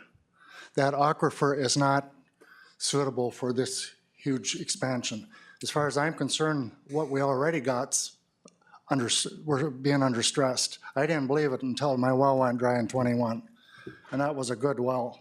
I mean, we had water within 20 feet of the top just 1.5 years prior to that because I had the well flushed and put a new pump down. Even the well driller says, Becker, you'll never have to worry about them on the hill drying you out. But guess what? I got in trouble. Our well went dry along with many of our other neighbors. And that's just a few of us right now. Give them another year. If they get this thing going, we're all going to be dried out, including those guys. They can say they can pump all this water from the prairie and all this and that. No, that ain't going to work.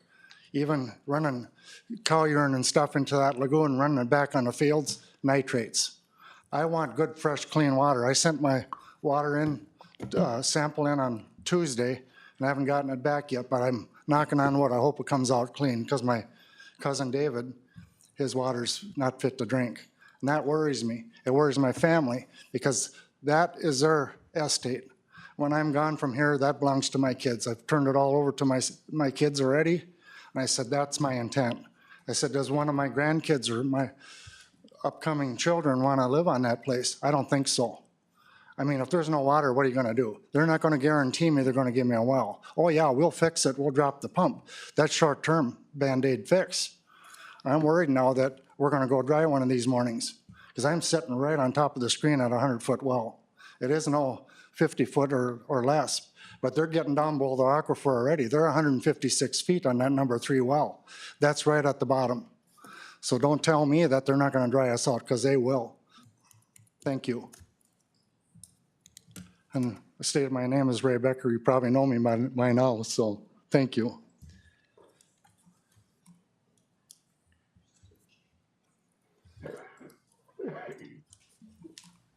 Any other public comment?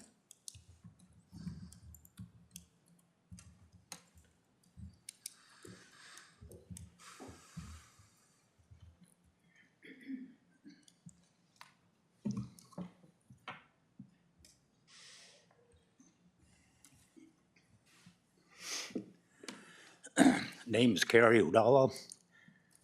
Live on 220th, 24107. Pertaining same what Dave Becker mentioned, the water is a problem. But my concern, whatever, this is the second time through again, the nitrate is what the problem in my book. 10, 15 years ago, you people from the county and your health shut Midway Bar and Grill down. They can't use their ice machine. 12% nitrate, or 12 parts per million. Same time we checked ours was 12 parts per million. Carl Goodbell, the same.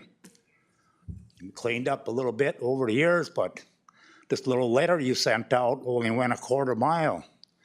Midway Bar and Grill is 6 miles from here. This system is failing. So how in the hell can you come to life or justice and approve this when you can't even clean this up what we're at now? Timber had 700-800 head of cattle. Now they got 14, 16. Now you want to double that? Where are you going to ship it to? Grey Eagle, Bertram, Flensburg? People got to think. Thank you.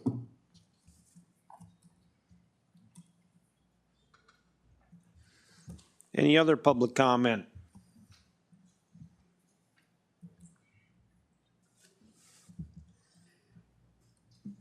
Thank you. My name's Dan Whitney, and I'm a hydrogeologist out of Wadena, Minnesota. And I'm just here to address the concern on the water quantity side of it. And what Mark had mentioned earlier, there's a sustainability concern, and it's valid. You know, if you're concerned about long-term sustainability, the direction the water levels are heading are in the wrong direction, if you will, and we need to flatten that slope out. And what David brought up pretty much is the key to long-term sustainability, and it's the management, water use management, and water conservation, and also taking the stress off of that aquifer. And right now there's some irrigation wells that are completed in that aquifer, and I was just talking to Mark at break that it probably would be a good idea to do a modification of that permit and pull from another aquifer.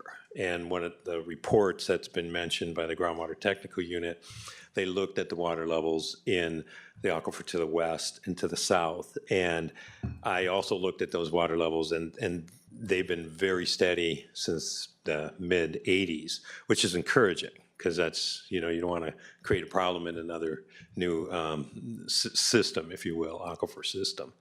And so it's just vitally important, and David pointed that out, that Dairy Ridge is going to implement a lot of water conservation to reduce water usage from that aquifer, and definitely will be working with Mark and the DNR, and like Mark mentioned, there'd be a groundwater technical unit review of modifying and adjusting those permits to take the stress out of the aquifer concern. So, thank you. Thank you.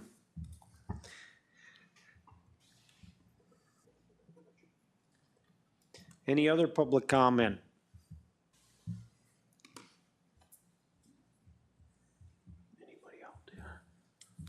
Any other public comment? Mr. Chair, I'm on the computer. Can you hear me? Yep. Okay, hi, Roger Dukowitz, Moran Township.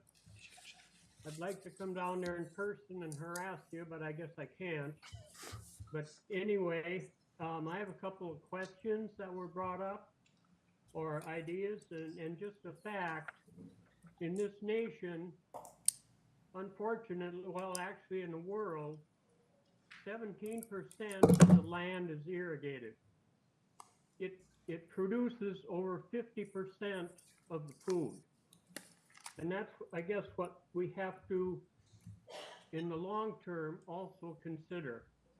And I do have a question, maybe Dan or the Beckers could answer this. They mentioned there was well interference in 21. Were the wells that had issues, were they basically installed at the bottom of the aquifer or the top? But oftentimes what happens, and I do not know the depth of that aquifer. Let's say it's 40 feet. If you install a well just into the top of that aquifer, naturally that water is going to go up and down. I don't know how much this aquifer does, but if you have a well that's at the bottom of the aquifer, and other people, due to cost of installation or thinking they had enough water, is much shallower, you're going to have issues.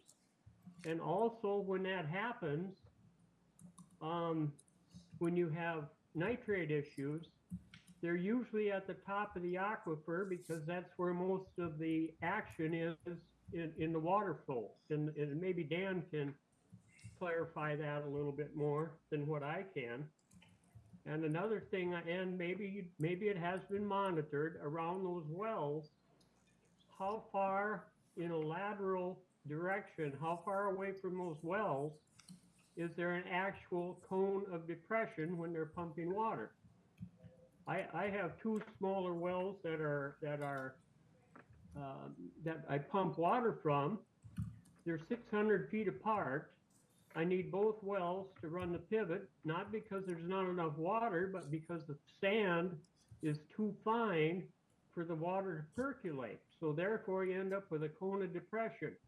You can run the one pump until you get no water, and the well 600 feet away, the water surface in the aquifer isn't phased.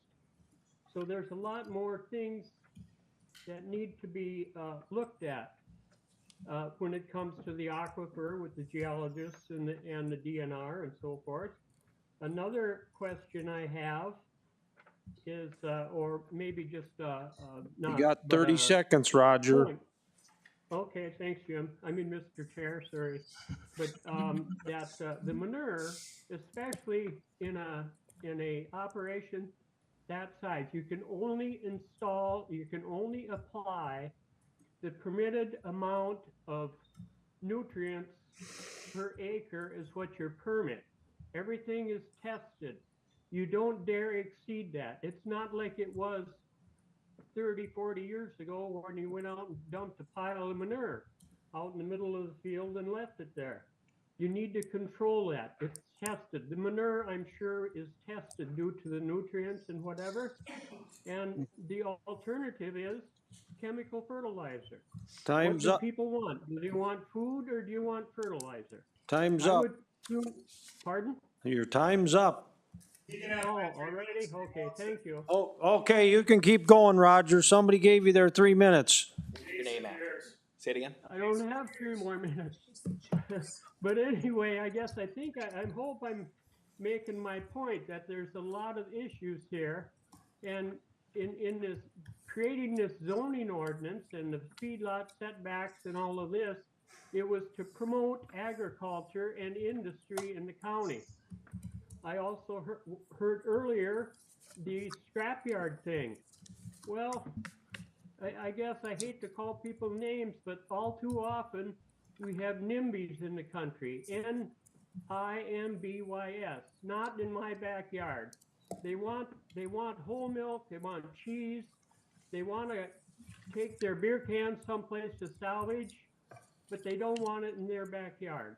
Unfortunately, I guess I think I'm old enough and mature enough to realize that those daggone airplanes spraying the chemical on the potatoes across from my pasture is a fact of life, because I like taters too.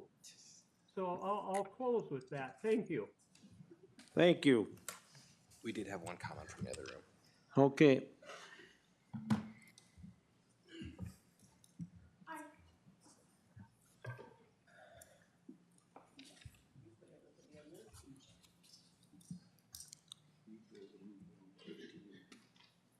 My name is Alicia Dorman, maiden name Peterson.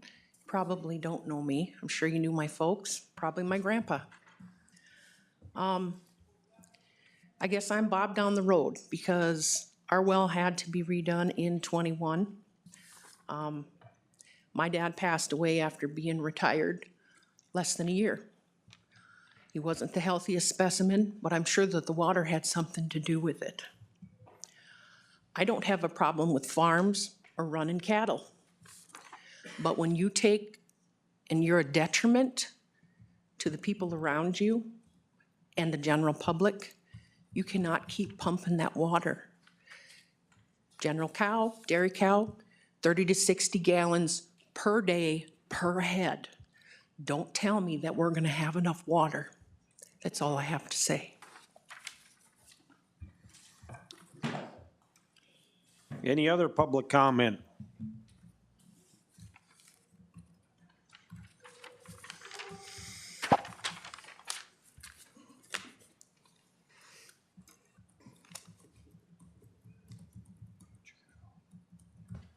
Jeff Bauman and Eds Consulting, Wilmer, and we've been working with Dairy Ridge on this project, and we've put a lot of time and effort into, after the last meeting.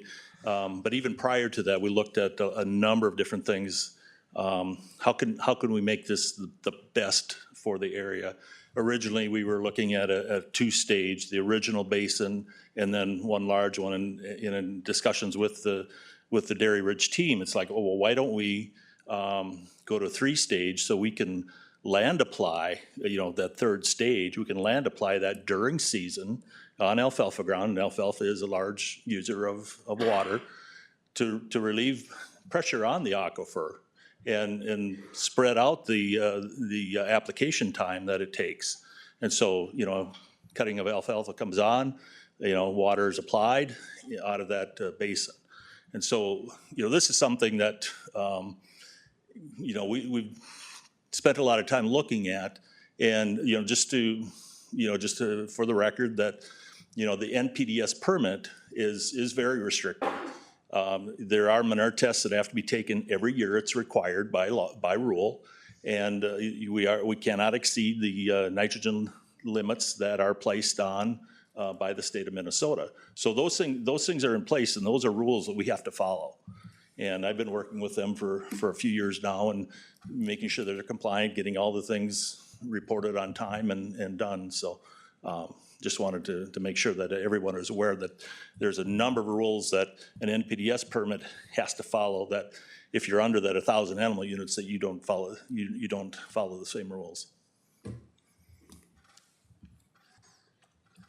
Any other public comment?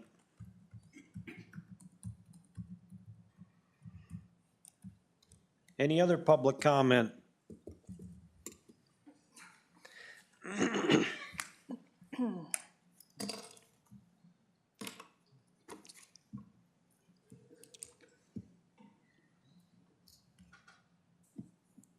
All right, should we go over this now? That 1, 2, 3? 4, 5.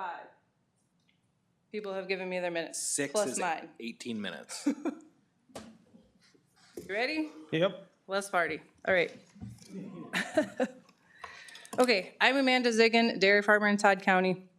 I have been asked to come up here by the community based on my knowledge of ag, because I'm a dairy farmer, and experiences that I've had to speak knowledgeably about some numbers that we're gonna go through here today. So many notes. All right. Going to the staff report from last time. Point number 2 was made already, that the establishment of conditional use would not impede the normal and orderly development and improvement of the surrounding property. Mr. Becker said, and I think there was 2 comments on, with a water test like that, no building can be made, no mortgage can be made, so that is a strike against that one. Number 3 on that staff report, the applicant, in the opinion of the planning commission, has demonstrated a need for the proposed use. Thoughts on this one are, is it a need like a hospital is a need? Is it a need like a school is a need? Is it a need because the animals are overcrowded and you need to grow? Is it a need in that sense? I'm not seeing that. Is it a business decision? Yep, great. I mean, you can't slide anybody for wanting to grow their business, not here to do that at all. But is there a need for this? Okay, I'm asking that question. Number 4 on that staff report, the use will not create an excessive burden on infrastructure. It has been observed by many neighbors and community members of trucks and trailers hauling on township and county roads with weight restrictions on. That's a burden on infrastructure and breaking the rules. To that note as well, 41% increase in traffic would come along with the 41% increase in animals. Number 5 on that staff report, are there detrimental environmental effects both during and after construction? Degradation of surface waters and groundwater supplies, or an impact on water supply? That I think has been answered. The DNR report for the water supply had many comments on it's not gonna fly very much if we have to pull more water out of there.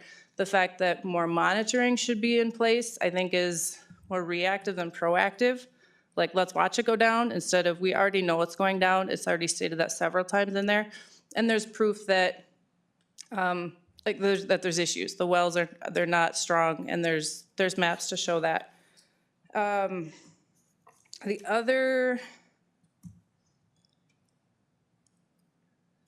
impact, I have a note here about that pit, detrimental environmental effects. Can you pull up that Duisma map?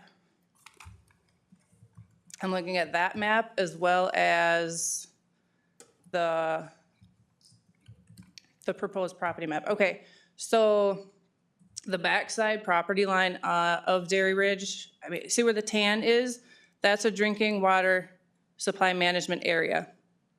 I mean, it's my understanding that that is a high sensitive area, because that is like area that wells come from or is close to, that supports the city of Long Prairie. The back edge of Dairy Ridge's property is butt up against that Duisma. So can I go up there? Can I point? Yeah, that's fine. Or Okay. you got a pointer. Oh, yeah, we have a We got laser here too. We got a pointer. Use that. Okay. So what do I push? That top line, Top line? maybe that one? Nope. Where is it? I thought I turned it on. This one? Nope. That one? Nope. Is it on? Stop the clock. Don't take this away from my time. Oh, it's just a, okay. Oh, my dog would go crazy over this. Holy buckets. Okay, so this space, look at, I'm shaking you guys, holy buckets. This space here is where that pit is supposed to go. And it looks like it goes into here.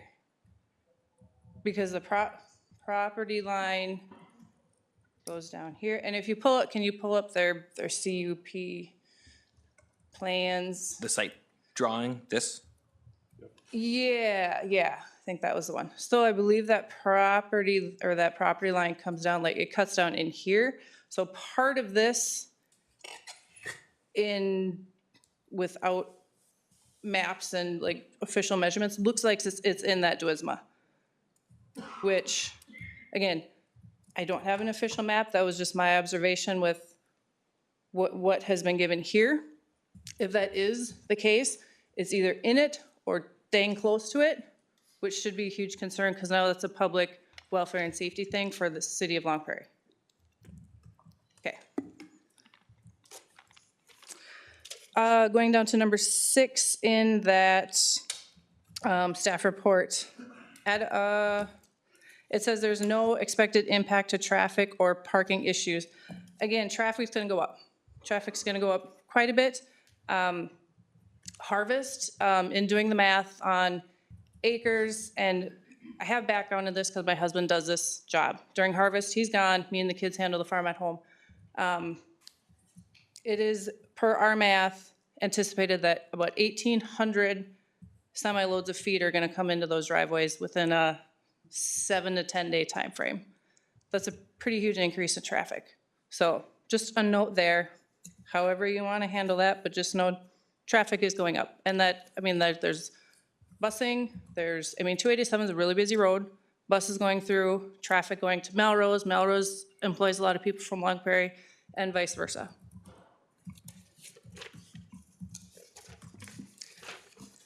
All right. The next packet I have is minutes. There was a comment about irrigating at night.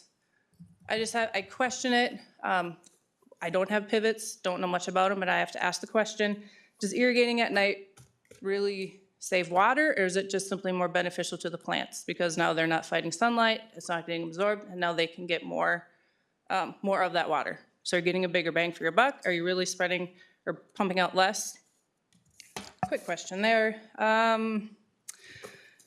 So the 10 million gallons of the water that they said they were gonna separate the first meeting has now turned to 18 million gallons. I'm not quite sure I know you guys had talked about changing some stuff, changing some plans and things like that. But from 10 million to 8 million, it's a lot of gallons. My question is, and again, this is not my job, not your job, this should be covered in the permitting. Is there enough land to handle that 18 million gallons of ishy water? I mean, there's nutrients in it. It's piss water. It's icky water. You don't want to get splashed with that. That's gross. There was a situation where that was going on a field right next to ours. They were applying it at 8,000 gallons an acre, and it was leaking into our field. We called Deja on it. She came out, did a staff report. That's a high rate that it was causing some runoff. They took it down to 6,500 gallons an acre. At that rate, with the 10 million gallons that they had said previously was gonna be spread out, you would need 1,500 acres of land to put that on. Do they have it? I don't know. That's a lot of land. Again, hopefully someone else is governing that, but it's questions that we need to have eyes on and be aware of. And again, can the soil handle it? There's soil testing that can be done to know how much manure and stuff can actually be applied without saturating the soil and causing other problems.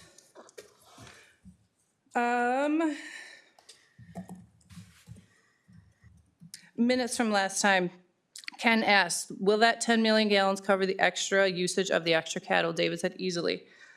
I question that. Even today, the comment was they were going to be using, here it is, 7.7 million gallons. That gives, take wash water out of that, which is probably in a year, 250,000 gallons. You're only allowing your cows, say, 7.5 million gallons. So divide that out. That's gonna get your cows about 30 gallons of water a day. That is a conservative number. Per my vet, that number should be about 60 gallons a day, so double this. For easy numbers, he's saying 7.7, round it to 8, times 2, that's 16. Plus put in your wash water and stuff that you need for that. is real close, if not tipped the other direction. Lely, per their website, says a cow, 1,400 cow who milks 110 pounds a day needs 92 gallons of water. That means for 700 cows, you're pulling 23 million gallons just for cows to drink. So that, it's all, what numbers you want to use. I mean, do your own math if you need to, but that's, in my research and my knowledge, more water is going to be used than put back, and now we're pulling from the aquifer, which we know is not good already.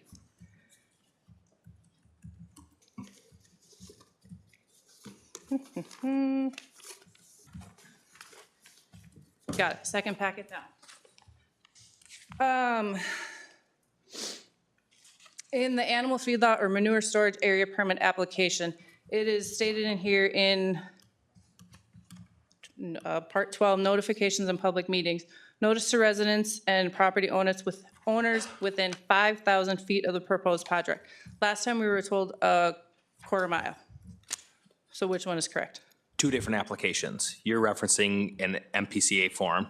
Okay, I'm referencing county ordinance for CUPs. okay. So does this need to do people need to be notified of this? Of the application for the NPDS permit, you'll get a whole separate notice based on those noticing distances. So we need to do this all over again? No, not here, not here. That's a state permitting process going through public notice. Maybe you can answer more questions about it after, but, sorry, continue. Can he answer that now, or should we wait? Like, how do you want to handle this? Because I think the people are going to be looking for it. Obviously, there's concern. We'll go over that later. Okay. Otherwise, our time is Don't use gonna my get- minutes. This was the email from the DNR submitted. Just a note that was highlighted in here, in 2020, 2021, they were put into operation an additional irrigation well without an approved amendment. Let's follow the rules and not, it doesn't put a good taste in anybody's mouth that we're going and doing stuff without proper permits first and trying to fix it later. My other comment on this one was, again, how much are they taking out? How much are the cows actually drinking? That higher number at 92 gallons per cow per day puts us at 23 million gallons of water consumed. The lower end of that at 60 gallons per cow per day brings us about to that 18 million gallons. Referencing back to the DNR report, again, groundwater sustainability issues are expected. Well interference is expected. A recommendation is to monitor. Don't we already know? Like, wells have gone dry. It says B1 aquifer is limited and thin. They even know that. Wells 1 and 2 are losing capacity and no longer able to meet the needs of the water of the permittee. That's why they dug well 3. So do we need more monitoring, or do we just need to stop and let it replenish? I'm also questioning, they're permitted 82 million gallons, 51 million gallons, even though they didn't use all that. What would happen if they would have? So do we need to adjust allowed gallons? I was a bit, and I just thunk of that tonight, right when I was sitting here. Domestic wells that experience water supply in 2021 may be at risk of future water supply. Again, a public health and safety and welfare issue here. Using these criteria, 6 are high-risk wells, 4 moderate, and 3 low-risk. And that's just the wells that are listed, because there's a map that goes with that. And the community has looked at that, and a lot of those community members' wells are not on that map.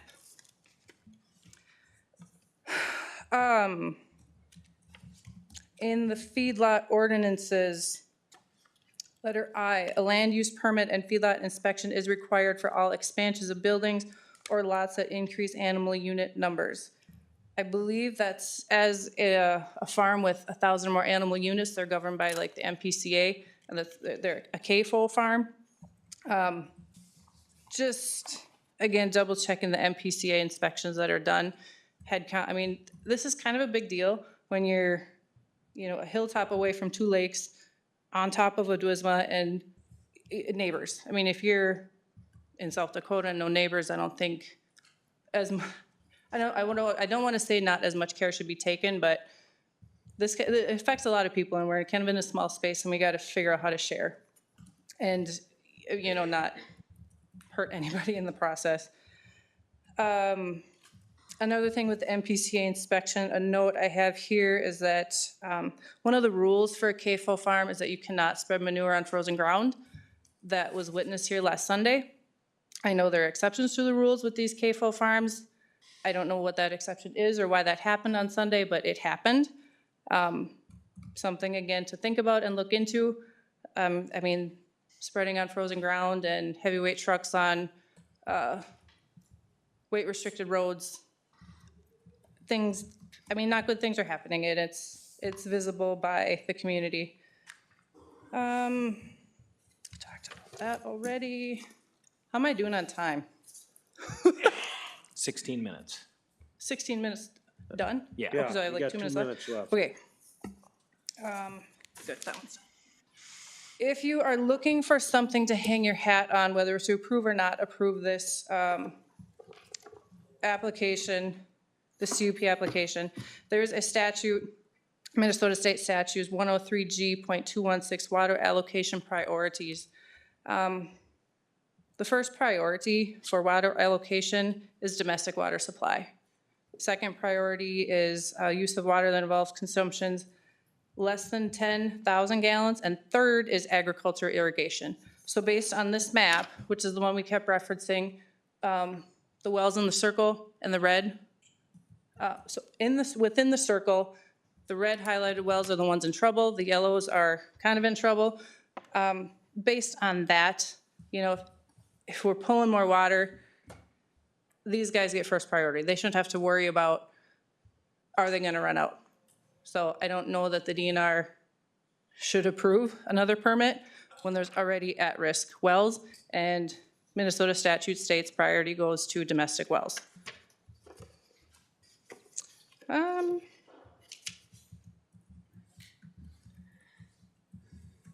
I guess just remember when you're figuring out what water is being used, cow consumption, make sure you allot water for washing. Washing pipeline, washing bulk tanks, cleaning parlors, cleaning robots, whatever you have. And also remember irrigation, water consumption there too. It's 27,000 gallons per inch per acre. If you wanted me to do the math, I certainly can. I'm a numbers person. 20 seconds. Okay, I think I did it. Any questions for me? Okay, that is all I have. Thank you very much. Can we get the names of the folks that yielded their time to you? Okay, names, who you? Jay Abraham. Hey, should we just go have them sign in? Yeah, why don't, we can just have you sign something Just out go in here and quick. sign in below her name. On the podium. Oh, that works too. Yeah. They can just sign the podium underneath Amanda's name there. Okay, we do have one more comment from out here too. Okay, Thank you. send them in. Yeah.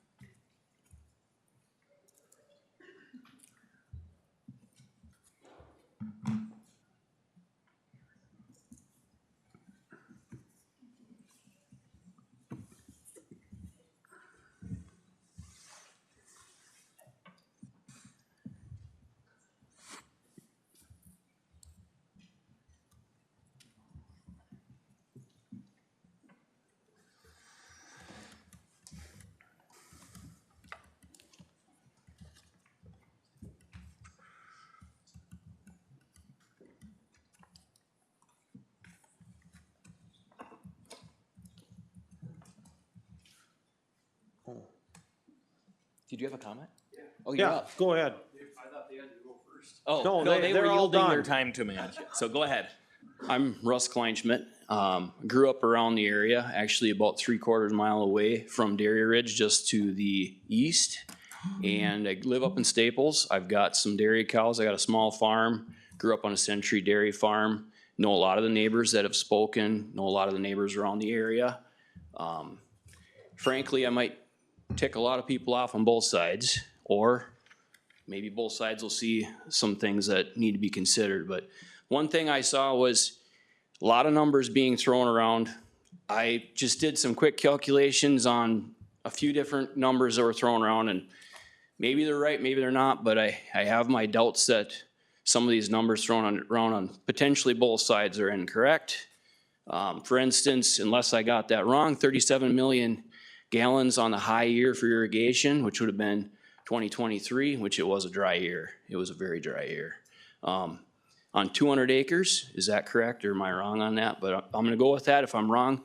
But if it was, that's only just under 7 inches of water. There's no way they irrigated only 7 inches of water on that crop fields this last year.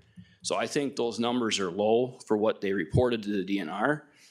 On the other end, 100 gallons of water per dairy cow, I don't think so. 30 to 50 is probably more realistic.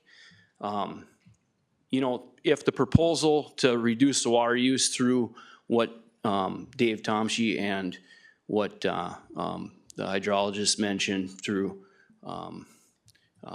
using different wells, maybe they can make something work. I just think that there's a lot of numbers thrown around, a lot of ifs and maybes. I think you need to really consider, is this gonna be something that can work, and what teeth do you have in it? Because I've seen permits and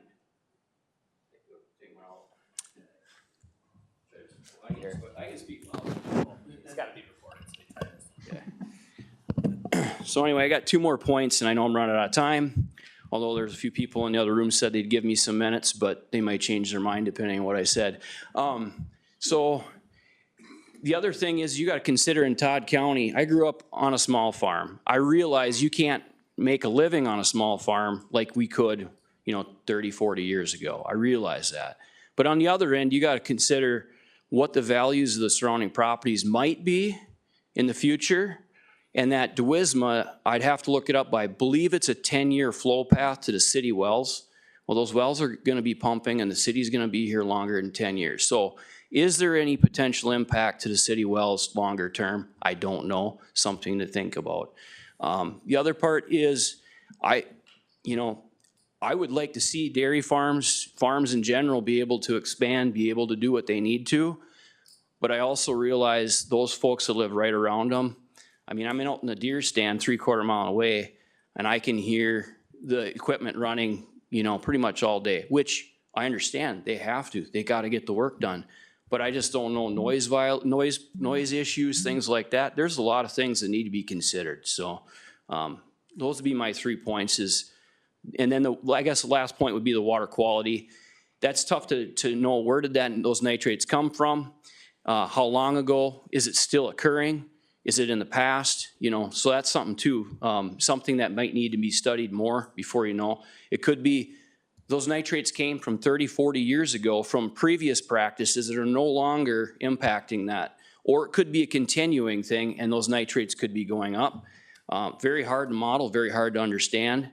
And those wells, like Roger mentioned, most likely, I think those are a shallow well, unconfined aquifers. They're gonna have higher nitrates, not saying that's still not showing pollution or whatever, but so those are the things I wanted to bring up. Some things I think everybody needs to consider before just running forward one way or the other, so. All right. Thanks, Russ.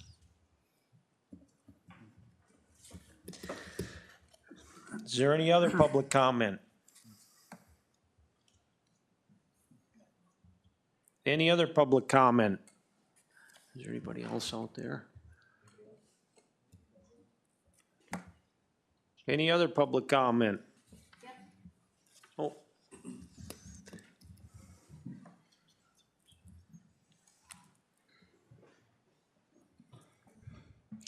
My name is Heather Holt. I'm reading it here. All right. So I grew up actually just north of Dairy Ridge here, and I have to be very grateful because on my graduation party, you didn't stir the pit, so thank you. Thank you very much. And actually, my first job was mowing the lawn at Dairy Ridge. So I've got a lot of good, wonderful things. I'm also a business owner, so I have to respect that. Some of the things that I saw that just kind of showed, I wasn't at the meeting before, so I'm absorbing this today, was I believe you asked for 980 animal units approval. The issue I have is I believe if you asked for 1,000, there would have been a mandatory environmental study done. That sounds a little sketchy to me, and I think that's where I had a problem with this, is this was kind of borderline of, we're just gonna skirt underneath this. That's a big impact on the environment. My parents, their well did go dry, and it was within a week of me seeing water on that irrigation turn on. So I do believe there's a direct connection, along with all the other neighbors. My family farm, we purchased my grandparents' farm. We're gonna continue that. So this is important to me because this is my future here. And I don't wanna stop any business growing. I also wanna make sure my kids and everything are okay in the future. And I believe there was no permit done for the water usage in that 2021 irrigation system, which is kind of hard to hear when now we're asking for a lot of really awesome ideas by the way of water conservation. I hear a lot of good things coming from conserving the water, using that. I think that's awesome. This seems to be reactive of maybe a lot of upset neighbors and lack of following the rules and regulations. And so that's kind of where I'm at in my opinions. Thank you. Any other public comment?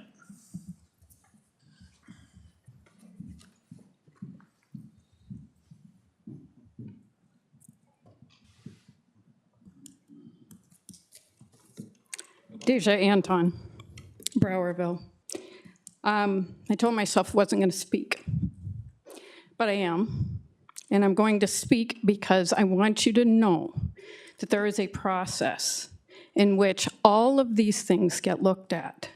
There's legal processes. There has been so many I knows, or I don't knows, tossed around by experts, by Dairy Ridge, by everybody in this room. Too many I don't knows, speculations, nitrates, we don't know where they're coming from. We need to find out where they're coming from. These people's wells, we need to find out where that's coming from. Dairy Ridge has a responsibility to agriculture to find out, but so does an MPCA. So doesn't all of these processes that are in place, DNR. You have a process. At this point, the conditions that were listed on there, make sure that Dairy Ridge will go through those processes before they are permitted. They must go through those processes before they're permitted by the MPCA, even if you gave them the CUP and said, hey ho, we're okay with it. Everybody will get protected by the rules and regulations that are in place. And that is all I have to say.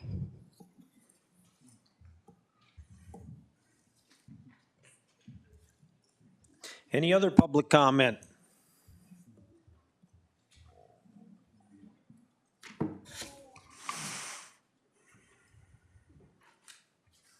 Any other public comment? Oh, go ahead.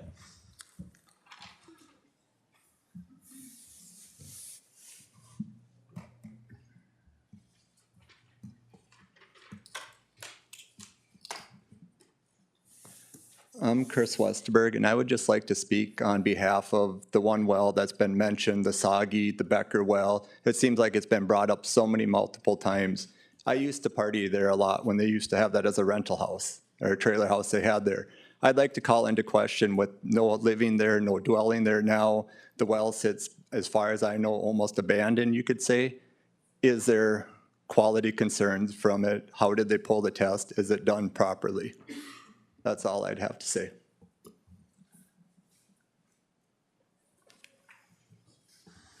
Any other public comment? Nobody out there?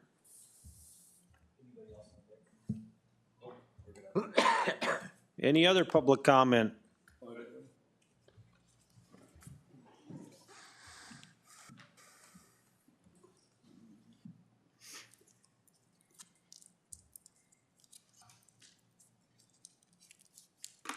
My name is Matt Holt. My wife already spoke, but I just want to make sure that you guys remember what was stated here earlier, because it sounds like this is kind of getting the end. Same thing, David, I respect everything that you want to do there business-wise, get it. But I think that we need to remember that there's been a lot of doing after the fact and doing a lot of things past. That's where you're hearing. There was a comment made about your political capital last time, or not political, social capital, I should say. And I'm supposed to be speaking to you, so I apologize. But in the fact of that regards is the fact of a lot of this doing and then coming back and saying, well, I did it because of the betterment of whatever. We'd rather you just tell us straight out instead of just going ahead and coming around the beating around the bush. We get it, we understand it, but this water that's a serious problem. You're talking about going ahead and pulling from water from another area, but when this thing got started back up again in the 90s by Jim, that's when the water has now dropped 30 feet since then, right? So, but we're gonna go over to another one that was really good, right? But this one was supposedly really good 30 years ago. I get what he's doing, I respect it, but at the same point in time, let's think about that. We also got the Duisma right there we have a business in town. There's a lot of people in town. There's things to be thought about.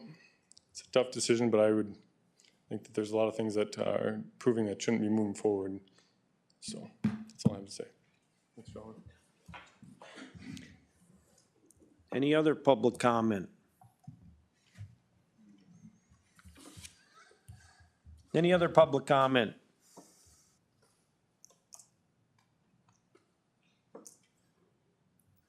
Any other public comment? If none, we're gonna close the public. Could I comment on her question on the public notice or is that? Well, we'll get to that. We're gonna close the public comment period and open it up for board discussion. Adam, do you want to address that notification?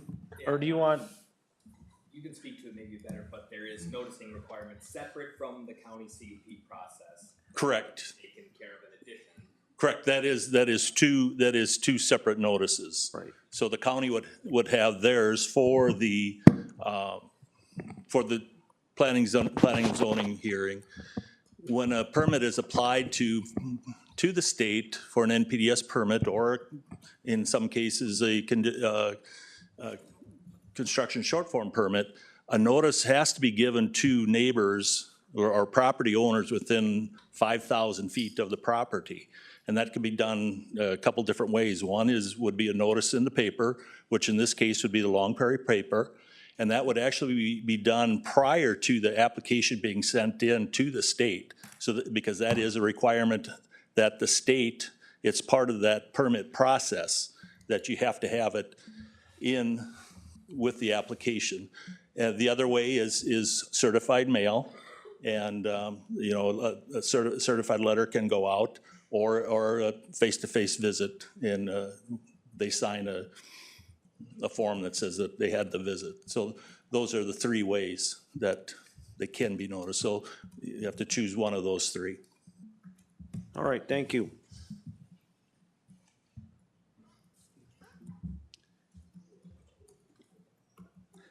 I got a question. Can you overlay them maps, or is that not Which maps?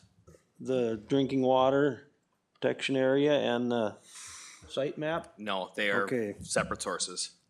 And we don't.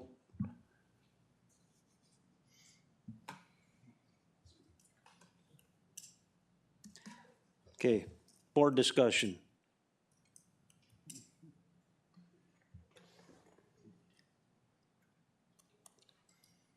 Well, I got one thing the lady mentioned about infrastructure, the roads and such.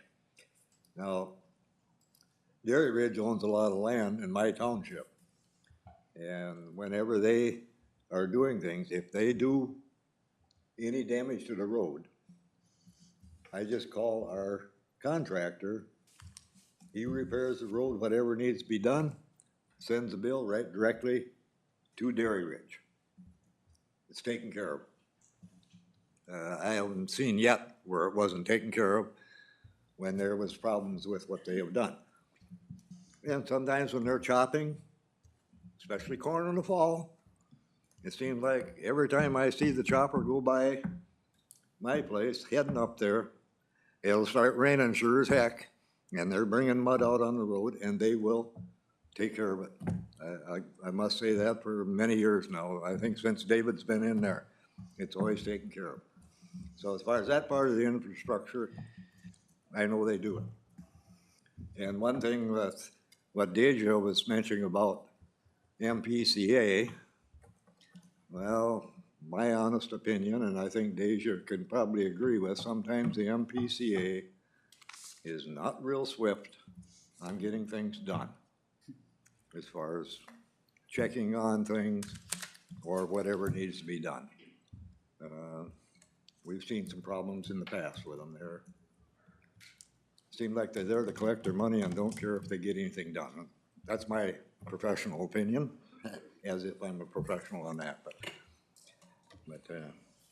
I've seen that over the years, so I do not have too much faith in them, whether it be good or bad, either way. That's my comments.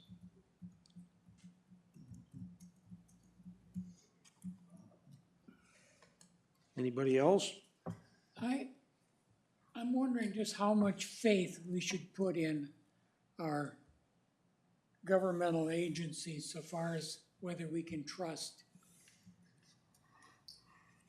that we're not running into a big mess. Are we gonna run out of water and then it's gonna be a big deal?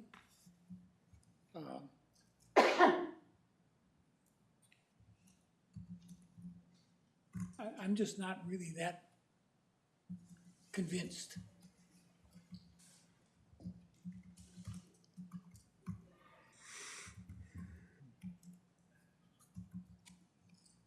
Can I answer? Or? Sure.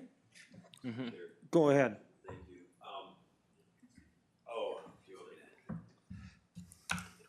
I mean, that's a common question, you know, how much can rely on the DNR and the MPCA. And what Mark had mentioned earlier, you know, there's this groundwater technical unit, and they're hydrogeologists and hydrologists, and they're down in St. Paul mainly, but then they're in offices throughout the state, like there's one in Bemidji, Fergus Falls, and a couple other areas throughout the state. But they, I've been involved in the permitting process now for, you know, farmers and irrigators since about 2014, and that's when things got, pretty difficult, if you will, with respect to trying to get your irrigation permit. And that's when this groundwater technical unit really formed, and they go through, what would you say, a rigorous, almost too rigorous of an approach when they start looking at, like when Mark sees a permit come in, and he does a scoring on it, if you will, and he sees that it needs to have this technical review, then he'll send it down to the technical group there in St. Paul. And they really, what I've seen of all the reports and everything, they go through it just in immense detail. And again, it's almost like over the top. But it's been something that's fairly, you know, since 2014, not that long ago. And with the aquifer of concern that we're dealing with right now, I mean, it's a good statement that, you know, we didn't know what was going on. And the reason we didn't is because we just didn't have any observation wells in this given aquifer. And the DNR puts a lot of observation wells in aquifers throughout the state, and they have. And they have one, you know, in that aquifer to the west that Mark had mentioned, and to the south, and there's a water table observation well, and there's we call it the H1, the aquifer, it's the Hewitt Formation. But just missed the boat on this one. And And if there had been an observation well since then, Dairy Ridge, like Mark had mentioned, put a observation well in right near one of the barns, and that was just in 2023, and instrumented it with what we call a data logger, and that has shown, okay, things have been happening, especially when you have spot checks from back in 2000 to now, and I'm convinced had there been an observation well in that aquifer 5 years ago, 10 years ago, DNR would have looked at it because they do have a groundwater monitoring unit, and they would have detected that it was going in the wrong direction, if you will. And these out of water conditions could have been avoided, and one of them, easy way to mitigate, I shouldn't say easy, but the easiest is, and many times the pumps just aren't deep enough. So the well's deep enough, but the pump isn't deep enough. So the lowering of the drop pipe, they call it, brings it down so it's below the water, the new, if you will, static water level. But yeah, their water level's been going down in this aquifer, and there's just been no monitoring of it. And now that we're monitoring it, now that Dairy Ridge has an observation well, and looking at it, and Mark mentioned, looking at it for the next couple of years, but Dairy Ridge will know something's, that it's not going in the right direction before anybody else will, because it's right in their operations. And the bottom line is with all the mitigation, the water conservation, the ideas that David brought up, and with taking the stress off of that aquifer, that current stress, the idea is that downward trend then starts flattening out. It's not going to completely go flat next year, but it'll allow, someone brought up recharge. It'll allow that aquifer then to recharge and balance, if you will, the water levels in that aquifer. And really what it's doing is just balancing the storage within that aquifer, so. Okay, I'm hearing some of the mitigation things that Dairy Ridge is doing. They're doing things that are saving millions and millions of gallons of water a year and so forth. Are there any requirements that people should do these smart things? If it's a good idea, why don't we see more legislation or things like that so that we don't have everybody sucking out of one aquifer while others are drying up? Yeah, they're best management practices is really what they're referred to as, and the University of Minnesota does a lot of studies on irrigation management and getting the right amount of water applied for when the plant needs it, and just that amount. You don't want to over apply because you'll lose your nutrients from leaching over application. So during the last 10 years, there's been a lot of improvement on irrigation management, as well as, I know nitrates were talked as an issue, but nutrient management as well. And some of the studies that I've done in recent research that was completed there at Central Lakes College on one of their fields, it was extremely impressive, and especially during the drought year. We were monitoring the nitrate movement, I'll call it the nitrate front. And during the drought, we were collecting samples every week at a 4-foot level and a 6-foot level below land surface there, just in the soil horizon. And I couldn't believe it. The nitrate was not going up, which we had seen the previous 3 years. It was a 4-year study. And had that drought not happened, I really wouldn't have believed how, what would you say, almost to point of perfection that the application of the irrigation water and the nutrients, when you're following these best management practices, is right on. In fact, I called the lab and I told them to rerun the samples because I couldn't believe we were in July and there was no movement, and I wanted to make sure that it wasn't the lab making the mistake. So they work, and Mother Nature will come along and put a downpour, and that's generally, that's generally what's driving those nitrates down when that occurs. You can only control the controllables, but nonetheless, the best management practices that are out there, it amazed me as a researcher, just amazed me. I mean, I would have never believed it until I saw it, that they're that precise, so. Should we be as scared as I am right now of the information I'm hearing about how much water and all that stuff?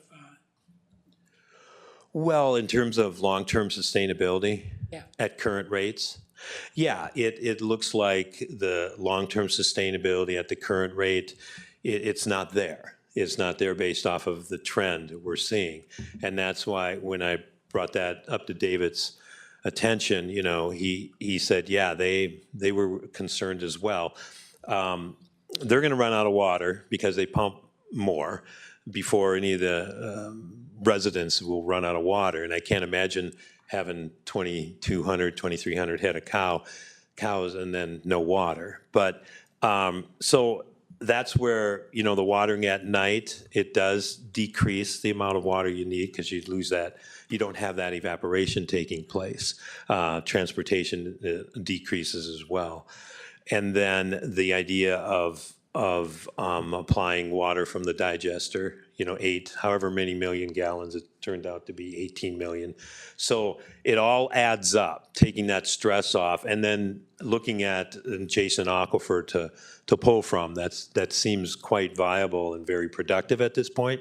Of course, you know, there's monitoring wells in there, so we'd be able to monitor that as we go forward. But based off of everything I looked at, it looks very productive. But those are the things that need to be done. Absolutely. I mean, without anything being done, going straight forward, there would be, you know, eventually that water, the storage in that aquifer is not going to be there.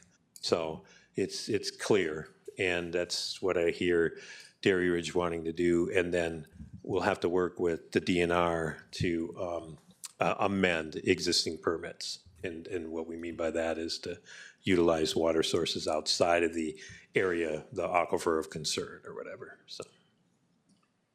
Okay, is there a real possibility that we're gonna just run out of water?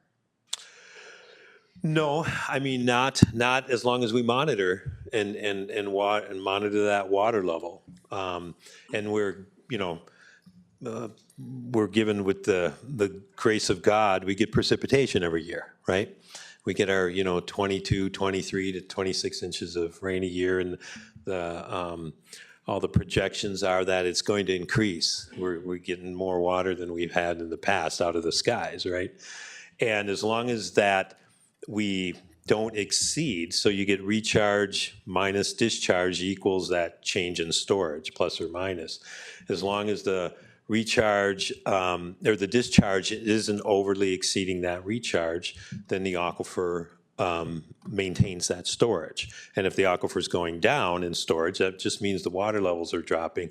So the discharge is exceeding the recharge. So we won't run out of water as long as we stay on top of it. Yeah. So it's like I said, it would have been nice if there was a monitoring well in this aquifer at one time, you know, 5-10 years ago, but. Thank you. Yep, thank you. Is the DNR likely to shut down the Dairy Ridge per se, their irrigation wells, before these residents are dried out? Yeah, so, Mark, you can probably help better on that. I'm gonna let Mark take that, but my answer would be, yeah, never mind. The answer would be yeah. As was mentioned before, there's certain priority users. Yep. Number one is domestic. That's our number one use. We would look at methods of mitigation before we would shut down operations such as Dairy Ridge. That would not be politically palatable. So, but yes, domestics have first right of use.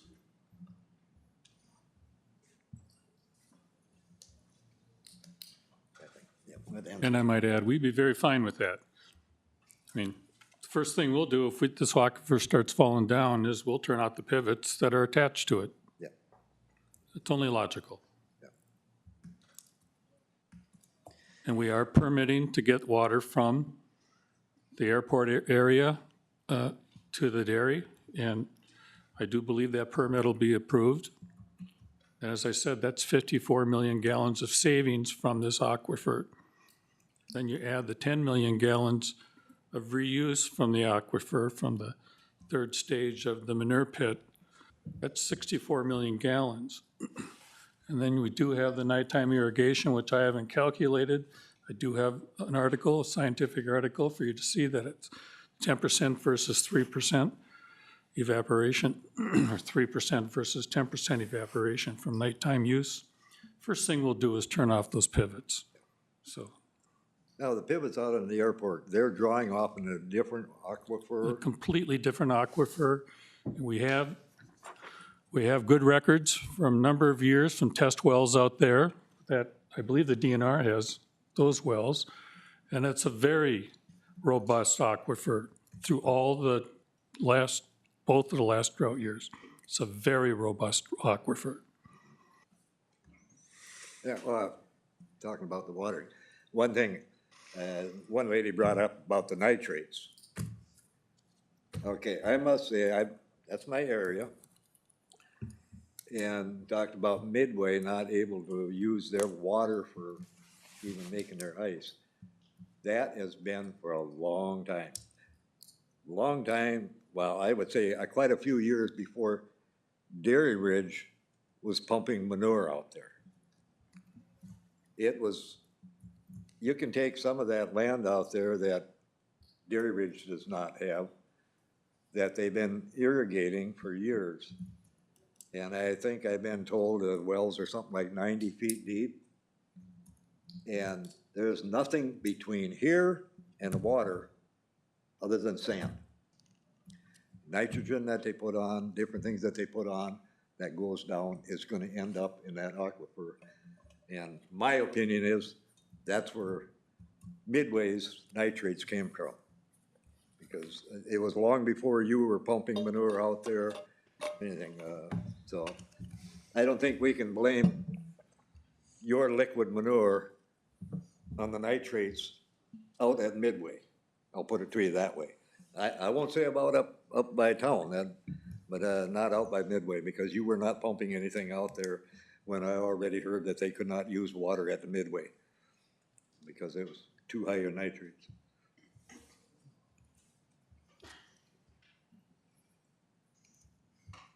Any other comments from the board?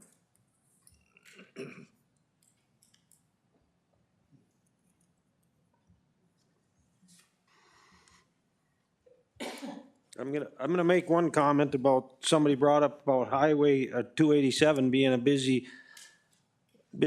road. Well, an operation like this you have to have on a main highway.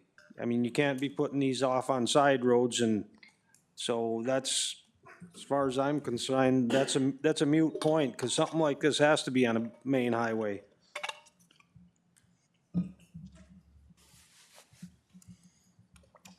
You know, every time when we begin a harvest, we have a meeting with our staff and any new drivers that we might have hired. We talk about giving yield to everybody else, how to be respectful on the road. I can't promise everybody does it all the time, but give you my solemn word, this is what we do and how we do it. We want to be the best neighbors.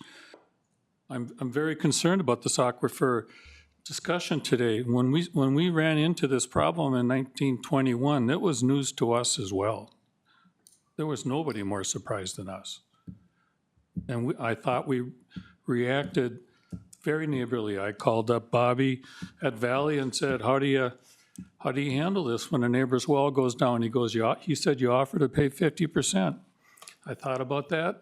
Made one offer to one guy for 50%. He pays 50. He said he didn't like it. I thought to myself, I wouldn't like it either. I just paid everybody's bill. That's what we did. So we will turn the pivots off on this aquifer if that's a problem. The permit that wasn't applied for on time, I apologize, and I'm immensely embarrassed about that. We have never applied for a permit personally on the dairy. The well driller and the pivot installer do that for us, and they drop the ball. Of all the pivots we've ever put in, they always do it. So at first I found out it wasn't is when we got a notification from Mike Anderson that it wasn't permitted. That was complete news to us. So I made a phone call to the right people, get this done, and it was done in a minute. They thought it was a bookkeeping error, but it's a blemish. I'm sorry, it's a blemish, and the buck stops here. So, but it wasn't an oversight, and now I'm asking for forgiveness. I mean, we assigned this job to the well driller and to Valley, who put in the pivot, and they dropped the ball between the two of them. And they would testify to that today.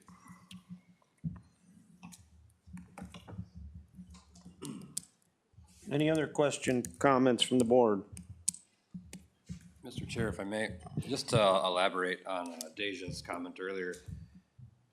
Everyone's talking about being reactive on Dairy Ridge here. The proactive element to this is what Deja talked about, and they're in the conditions 1 and 2 about the project does not go forward unless they have the permits. And 100% with what Dan spoke about, what Mark spoke about, the layer of protection for everybody around Dairy Ridge is there. It's going to be there, and they're like everybody else. If they run out of water, just like you do, then they're done. So why would they want to hurt themselves? So that's why we have these conditions here with the explanation of them to be proactive in what we're trying to do here. That's all, Mr. Chair. Thanks.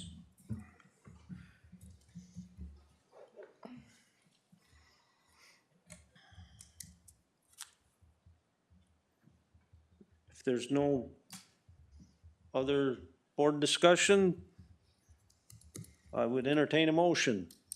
I have a question. Oh, Am I allowed to have a question?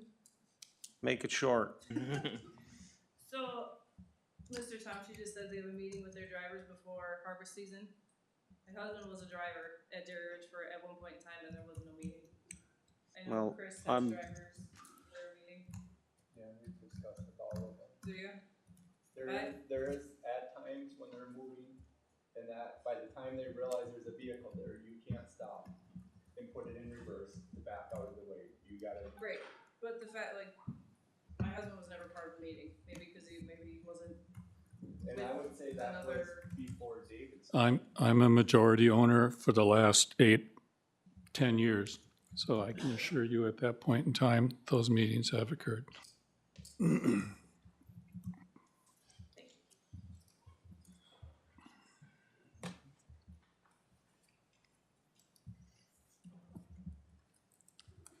Anybody? Well, can we pass this and leave it to the DNR if they wanna? Well, that's what the condition is. Yep, the Condition's up DNR there. is the one that they have to. They gotta get the permits from the DNR or they don't get the CUP. So that'd be the condition then. Right, well, and also the NPDES permit. Can I add to that, Mr. Chair? Yep. On the backside of that, on the county's end, we won't issue the permits that Dairy Ridge needs to put the structure up until we have verification of those permits. Right. So that's the catch on the county side now.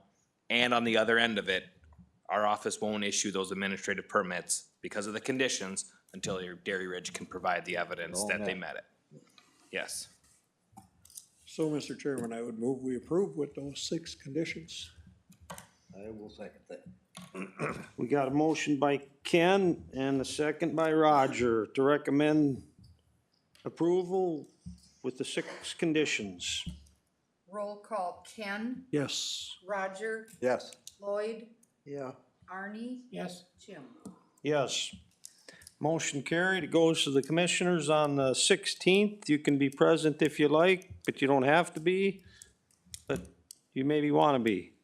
The 16th of January. this month. Yep. Thank you. Thank you.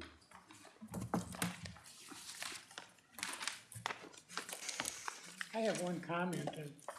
In doing this motion in the state agency, and I'm hoping we're putting you in the right place. Well, it's all we have. Yeah, I know. And I will add that you put in a lot of faith in my reputation, and you have my solemn word Thank you. that this will be done correctly. All right. Thank you. Thank you. Do we want to take another 5-minute recess in case people want to filter out or Do we? fill? Yeah, I think so. Okay. Okay. It's better work the other way a little bit. Okay, because we can get rid of the table and get more people in the front, get stuff really quick too. Oh, yeah, Get people in the room, but people are gonna clear out, so some of the people out here can move in, and okay. so we'll take a short recess. We'll take a 10-minute, 5-minute, 10 minutes or less. 10, 10 would be nice.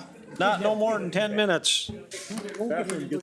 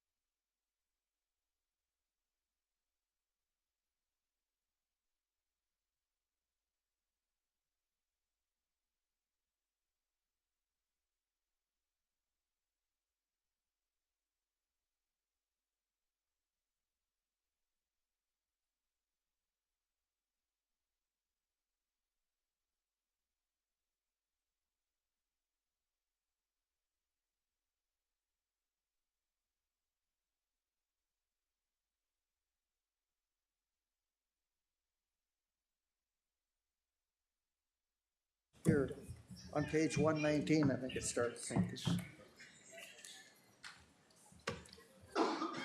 All right, we're gonna get back at the meeting.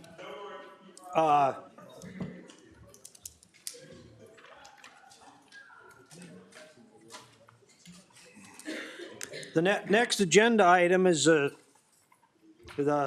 sewage treatment standards, but if there's nobody here that really was excited about going through that, we will table that till next month and move to the last one, because I'm pretty sure that's what everybody's here for.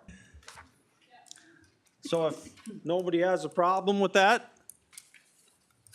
I'll move the table till next month. we got a motion by Ken to table Second. septic treatment standards, and second by Roger.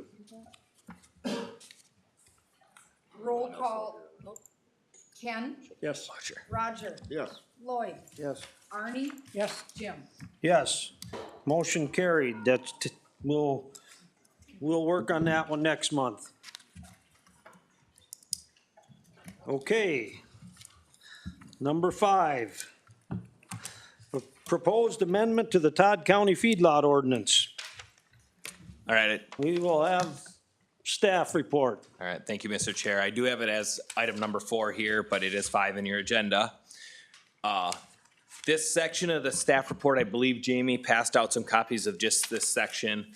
So in here, I have some background of why we're here tonight, where we're at in the process, and some considerations for both the public to consider and the board, and then we'll public comment after that. So I'll just walk through this here quick. So during the December 7th Commissioners' Work Session, there was a discussion held about our Todd County feedlot ordinance. Some background to that is we as staff had noticed some things that need to be amended, and then there were some considerations brought forward by the commissioners that led to this. So from that work session came the direction to conduct a thorough review of the existing ordinance we have now. So as to the process review, the steps you see here are any ordinance and what that process is. So an ordinance amendment can be proposed in 3 ways. It can be a recommendation, I apologize there. It can be a recommendation of the Board of Commissioners. It can be a recommendation of the Planning Commission, or it can be an application from the public requesting that an amendment to an ordinance be changed, and then it'll go through that review process at that point. You can see the note down below. That's where we're at in the process. Very preliminary. We've said, let's do a review. Now we're here tonight. So from that,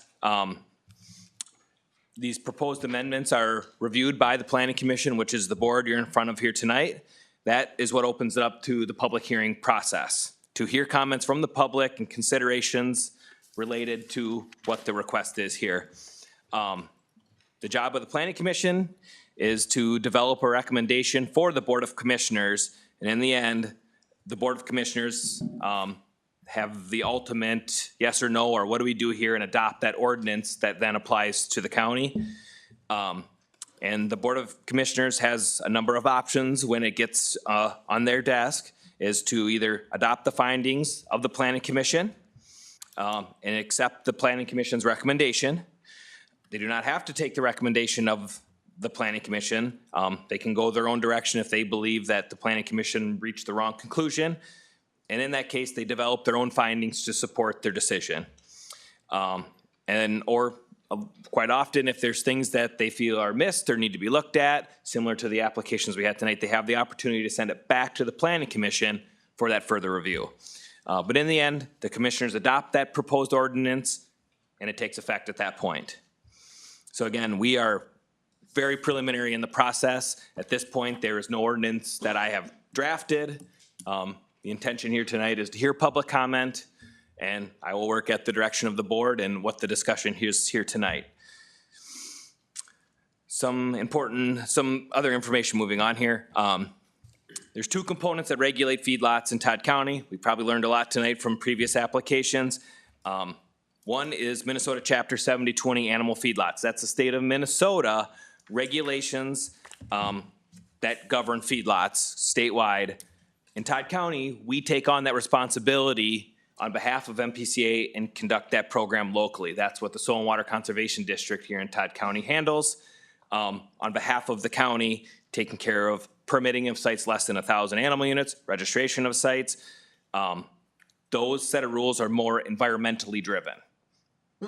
In addition to that, what we're discussing tonight is the zoning ordinance, the planning and zoning ordinance. So these are local regulations created by the commissioners or adopted by the commissioners, and they can address a wide range of land use issues. So it could be environmental, public health, safety, welfare, apply setbacks, structure heights, a variety of things. Those are all local considerations, and that's what we're addressing here tonight is just the local planning and zoning ordinance.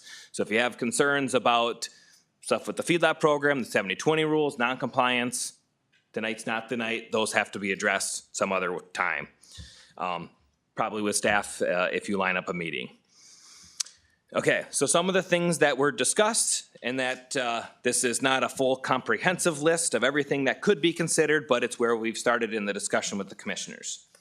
Currently, the ordinance right now does not have a setback requirement for new feedlots to residences.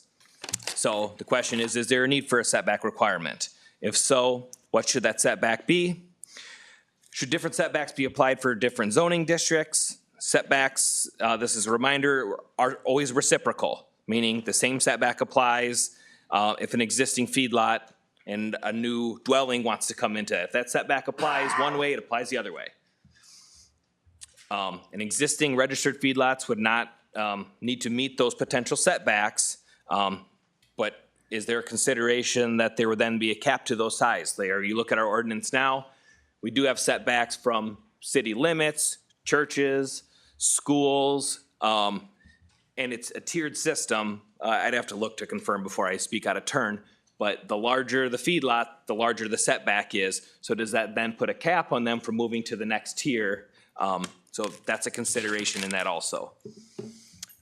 Another piece of this is our ordinance currently does not have an animal unit cap on feedlot, so a maximum animal unit number that a feedlot could reach. Is there a need for that? Where should that cap be set? Would the animal unit cap be applied differently across different zoning districts? The ordinance currently does not allow livestock animals in residential zones. In the Planning and Zoning Office, we get several requests every year for livestock in residential zones.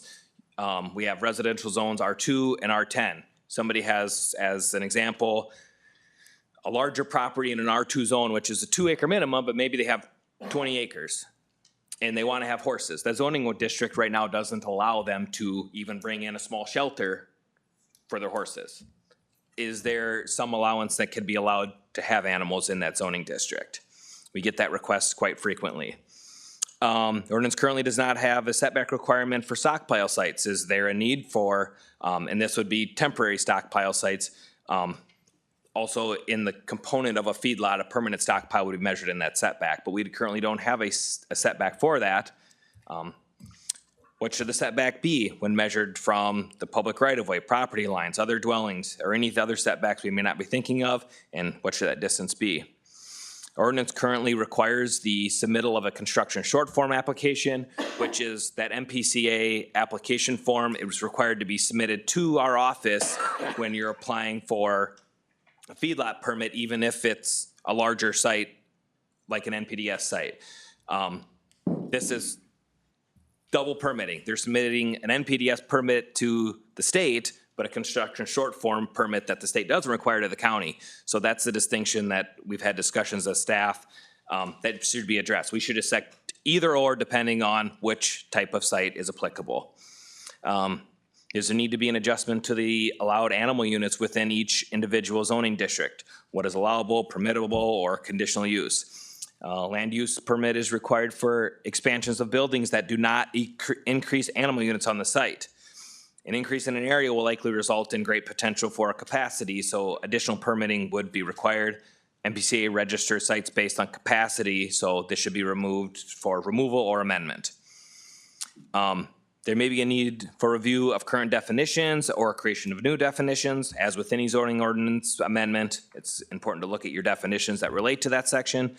And is there a need to change what is allowed for expansions of existing feedlots in shoreline zoning? We have two statements in our current zoning ordinance that are contradictory of each other. So that is something that we as staff believe needs to be addressed. I talked about this a little bit, but Todd County Planning and Zoning Ordinance and the Minnesota 7020 rules have identical definitions of a feedlot. So a feedlot, again, this is in our local ordinance and in the 7020 rules, is a lot or buildings or combination of lots and buildings intended for the confined feeding, breeding, raising, or holding of animals, and specifically designed as a confinement area in which manure may accumulate, or where the concentration of animals is such that vegetative cover cannot be maintained within the enclosure. For the purposes of these parts, open lots used for feeding and rearing of poultry ranges shall be considered an animal feedlot. Pastures shall not be considered animal feedlots.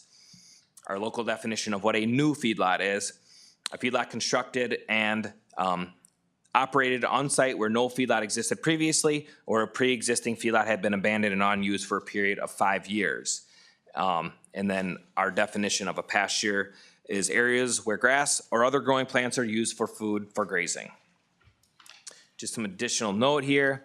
All feedlots of 10 animal units or greater, or manure storage areas capable of handling the manure produced from 10 animal units or more, are required to register with the county per county ordinance. That's more restrictive than what 7020 says. 7020 says minimum of 50 animal units or 10 in shoreland. The county says 10 across the board. There are pasture operations that do not have any feedlot components. They would not be required to register because they don't meet the definition of a feedlot, but they may choose to register as a feedlot. That often is something that people choose to do. The chart you see here is just some real limited information, but some information I pulled in from neighboring counties and what they have for setbacks or lack of setbacks, animal unit caps. I would be happy to scroll back up to that if there is any specific ones we wanted to look at. This is some data about complaints that the county had received related to feedlots. Thank you to Deja. She took the time to dig through files and put this together. Many of the complaints we received are generally related to smaller feedlot sites, not the larger ones. And you can see the findings: 36% of the complaints came from small hobby farms, and about half of those were under 10 animal units. Second highest percentage of complaints surrounded family farms of 100 to 499. And the large concentrated animal feeding operations, they received the least number of complaints. Some ordinance references for consideration: Section 1.02, Part A, protect the public health, safety, comfort, convenience, and general welfare. Part B, protecting, preserving, and developing economically viable agricultural land. C, promoting orderly development of residential, commercial, industrial, recreational, and public areas. D, conserving the natural and scenic beauty and attractiveness of the county. E, conserving and developing natural resources in the county.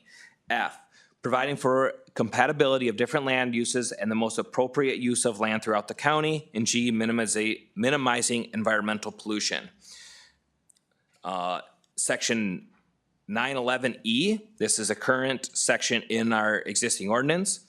There will be from time to time the sight, sounds, and smells associated with the operation of farming. No property owner shall bring actions of law, including without litigation, claims from private nuisance under Minnesota statute 561.01 and common law negligence against any farming operation because of such farming activities, as long as such farming activity is complying with local, county, state, and federal permits, ordinances, rules, statutes, and other regulations which apply to or enforceable against the farming operation, to the extent that such an action or actions of the law nevertheless arise by the property owner against any farming operation. Todd County reserves the right to remain neutral and uninvolved.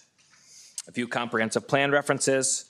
Economic Development Guiding Principle number 1 states to educate and inform the public that agriculture businesses have the same, if not greater, potential than other industries. Economic Development Guiding Principle number 4 states to promote, protect, and support existing business and agriculture.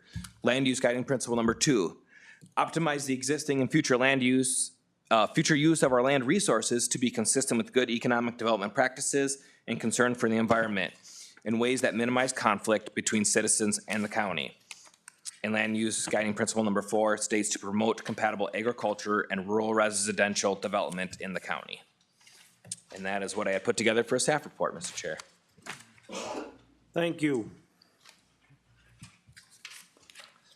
All right, at this time, we will open it up for public comment. Everybody, again, will have 3 minutes. Reminder to sign in. Yep. When you come up to the podium, make sure you sign in and also state your name, where you are from, and if you're with any kind of organization. Go ahead.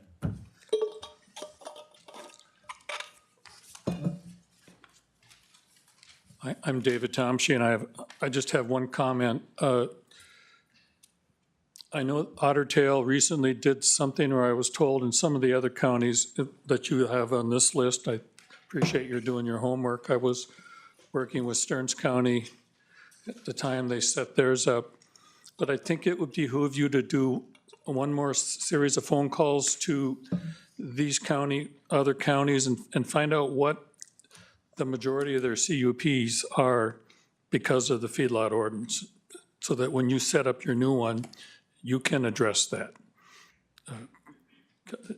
Whether it's setback, cow numbers, whatever it might be, because I understand some of them have been overwhelmed with CUP applications.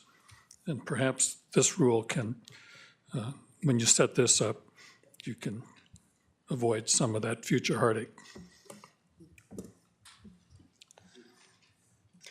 Anyone else?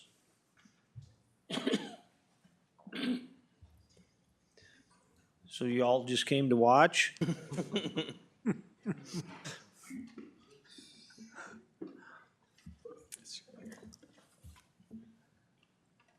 Roger Zastro. I guess one of the comments I would make, I think the current ordinance we have has been working very well. I was involved or went to a lot of meetings back when this was gone through. I don't know how many years when we went through the ordinance line by line. I think that took close to a year of meetings twice a month or something like that. I thought we've done a pretty good job. There are a couple conflicting deals in here that probably need to be addressed, but I think our current ordinance is very good in the way it is, and I haven't heard many complaints about it. The one thing with limiting animal size, things have changed a lot over the last 20 or 30 years. Agriculture is the largest business basically in our county and income, and putting a limit on something that's going to affect something down the road that, I mean, there aren't many dairy farms left. I'm kind of glad that Dairy Ridge wants to expand, and anybody that wants to expand dairy, we're down to like 1,800 in the state, or 1,825. You take off the Amish that are included in that number, we're probably under 1,500 dairy farms left. And I don't think we want to do anything that's going to limit dairy farms. I don't know of many new ones starting up, and I think any that would need encouragement, and putting limits on animals, number of animal units. We don't have many that are pushing that in the county, and I don't think that would be a very wise move to do. If you have a business that wants to come into a county, you're going to welcome them with open arms because of the money they bring in. Well, what's going to happen if you put a limit on how much dairy business or swine business we've got in the county? What's that going to do to our economics if they can't expand? Because there aren't many new ones starting up or can afford to start up with the pollution control regulations on them now. Go ahead.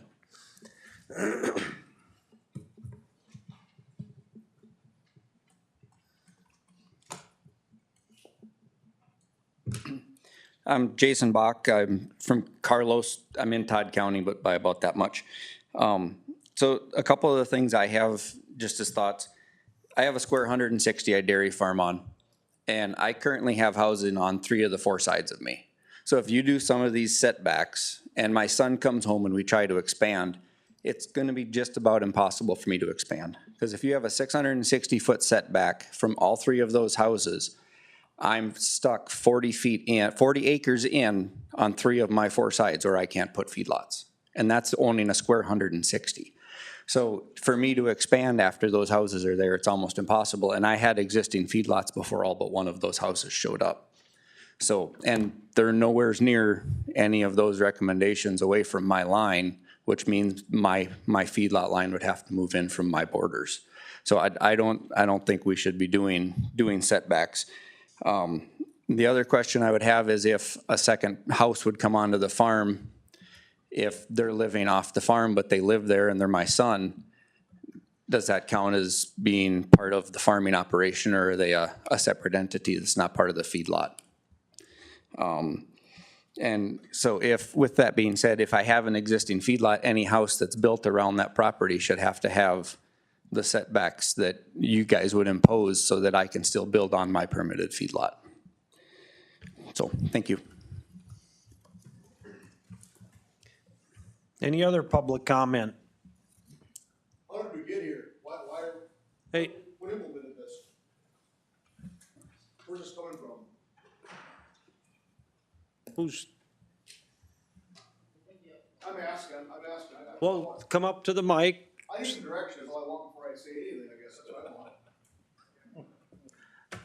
If you have something to say, come up to the mic, tell us who you are, sign in like everybody else.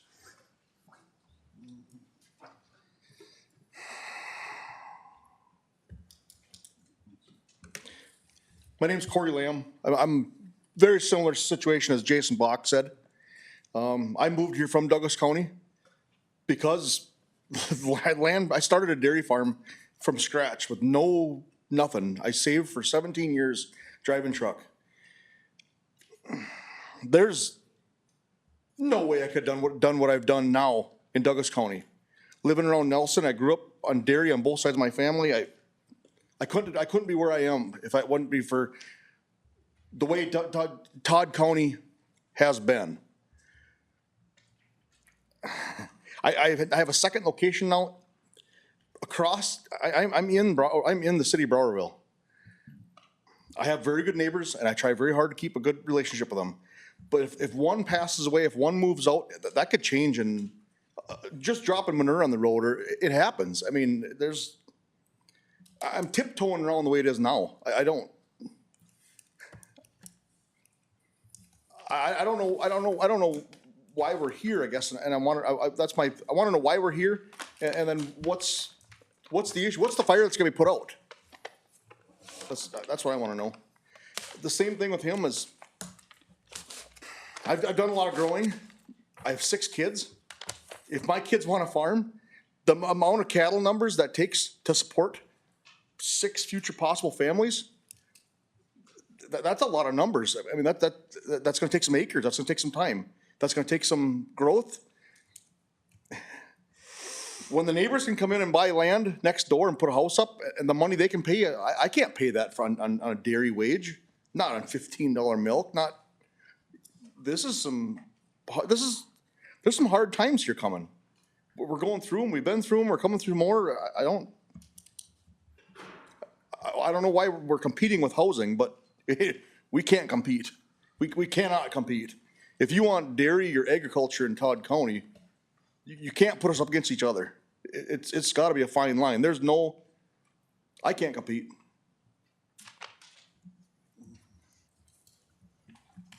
I didn't start your timer, sorry. That's fine.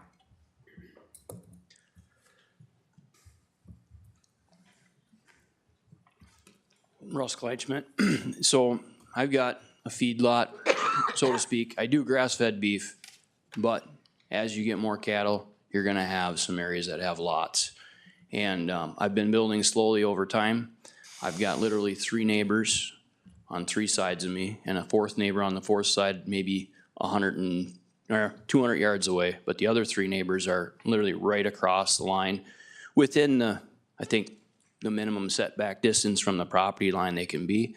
I don't have any issues right now, but I don't think they realize that I wasn't just gonna have 3 or 4 cows for the next 20, 30 years either. So hopefully I won't have any issues, but that's a concern of mine.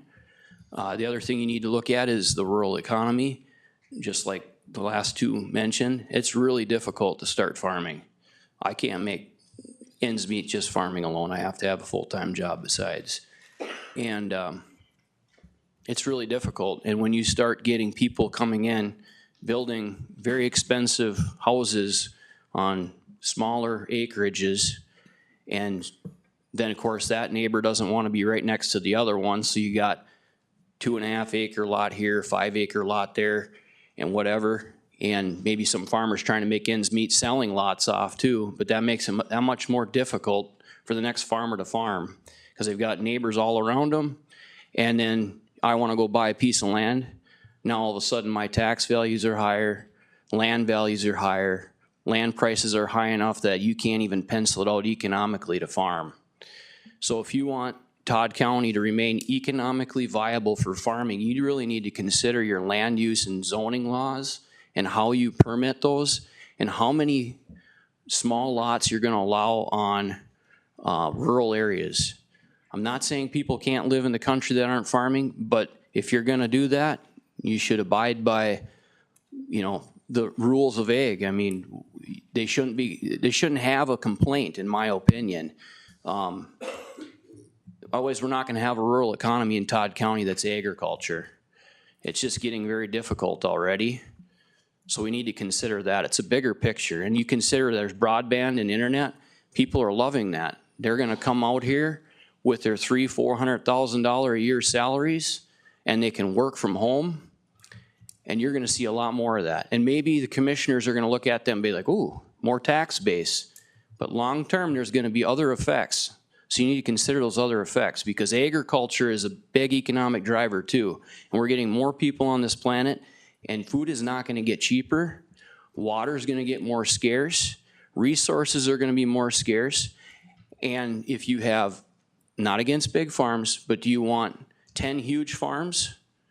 Or do you want some big farms, some small farms, and a lot of farms? Your That's a time's lot up. more resilient. Thank you. Yep. Mr. Chair. Roger. Good evening again. I think you're somewhat aware of it. Several years ago, I was on a committee there where we took this, Roger Zastro referenced it. We took this ordinance apart and went through it line by line and line by line for quite a period of time. Paid a gentleman from Pequot Lakes, I think it was $50,000 to guide us through this. And the present ordinance is what we ended up with. And my concern, my big concern, is when you start picking it apart and changing it, you don't know what's going to come out. You need to know what's at the other end of the road before you go out on a trip. There could be a big drop off there. And, you know, one thing that's looming bigger and bigger, like Russ was talking about, the cost of land. If I give my wife and I give our farm to the grandkids or whatever,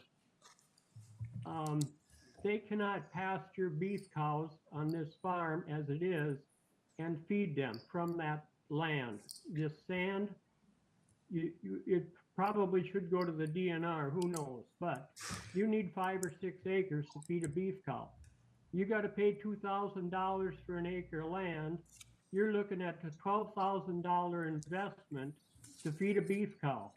How in the world are you ever going to recover, or how in the world are those kids ever going to recover probably $12,000 on one beef cow? They're not. And if you continue, you know, there was a lot of proposals on this ordinance. Probably about the biggest asinine suggestion, what almost was in the proposal for a long time, was 2,640 foot setback from a highway to a feedlot. So for Christ's sakes, everybody should know in this county that a section of land is a mile square. It's 2,640 feet no matter which way you go from to the center. You would outlaw feedlots by definition, just by the ordinance. And you'd be surprised how many people were on that committee that thought that was a good deal. Well, and so when you open up an ordinance that's working, you're going to cause, well, hopefully not, there's going to be a lot of problems surface. You got 30 seconds, Roger. Pardon? You got 30 seconds. Yeah, well, and that's my big concern. is taking it apart. My granddad had a hard time when I was a kid, teaching me not to fix what ain't broken. With that, I'll sign off. Well, a couple of them gave you their time. If you want us to talk some more. Well, I don't know if I need that. I think I've made my. I know you like to quite talk. clear. Pardon? I say, I know you like to talk. Well, it ain't very often my wife lets me out to go to town and talk anymore. That's the problem. But anyway, that's my big concern. You know, another one was they wanted you to pile turkey manure 300 feet from a public road. Well, jeepers, middle of winter time in Todd County, Minnesota, how are you gonna back a semi-load into a field 300 feet and dump the manure? It ain't gonna happen. You're lucky to get it off of the road. So they better get used to having a little poop here and there. That's just the way life is. You know, in Texas, I had an opportunity to go down there on a Discovery Farm tour several years ago. They had 25,000 head of feeder cattle on that feedlot with 5,000 acres. And it was so advanced that when they fed the cattle, there was a tag on the truck. If the camera on the truck picked out the wrong tag in the pen, it would not let them unload the feed. That's how precise agriculture is nowadays. You know, and they were cleaning one of the large pens. I don't remember how many cattle was in there. There was 3 semis lined up to load up the manure. That manure was going to San Antonio. They sterilized it, put it in bags, and sell it in your greenhouse for your flower pots. Why can't that happen in Todd County if there's an issue with poop? It could, if people would get off of their duff and quit bitching and complaining and start doing something. I'm not that ambitious anymore. But anyway, I don't need any more time. Let somebody else speak, Jim. All right, thank you. You bet.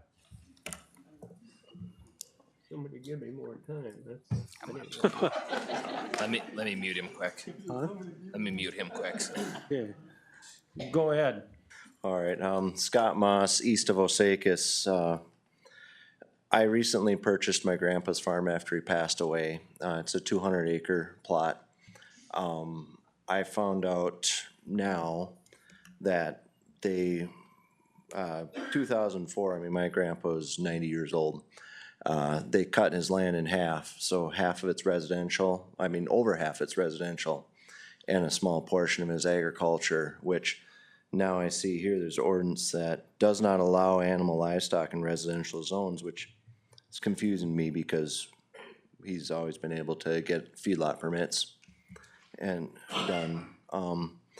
There has to be a mechanism here that makes it easier to review this, because I was informed it's a $500 application fee in order to have this reviewed. And I mean, that's a huge chunk of money. And how it happened to my grandpa, I don't understand why it was done. It's 2 miles out of town. So the reason I'd like to know, I'm sure that's a conversation for another day, but if you're gonna open this up, there's gotta be a better way to review this, because a $500 application fee to have this checked into, that's ridiculous.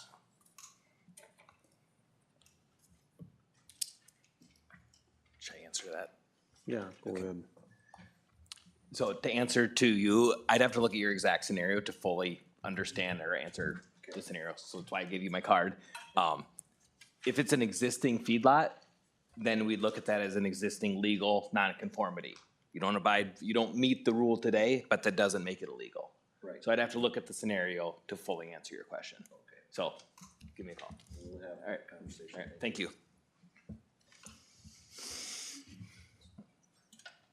Any other public comment? Chris is gonna check the other rooms quick.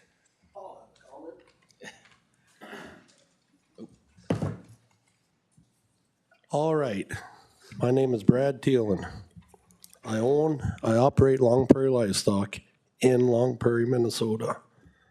I started it from from Ground Zero. I bought it from Joe Varner.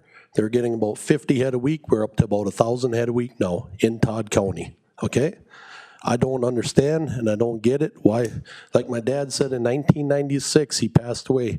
He said, if it works, why change it? What are we here for? I got 8 kids. I got a 21-year-old all the way down to a pair of twins that are 9 months old. My kids, they're in the business with me, all the way down to the babies.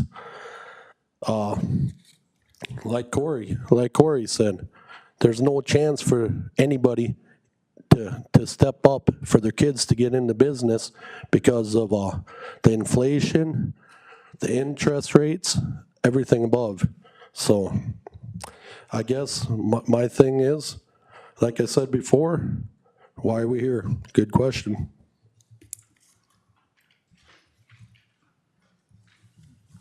Any other public comment? The other rooms are good, so it's just whoever wants to comment in here.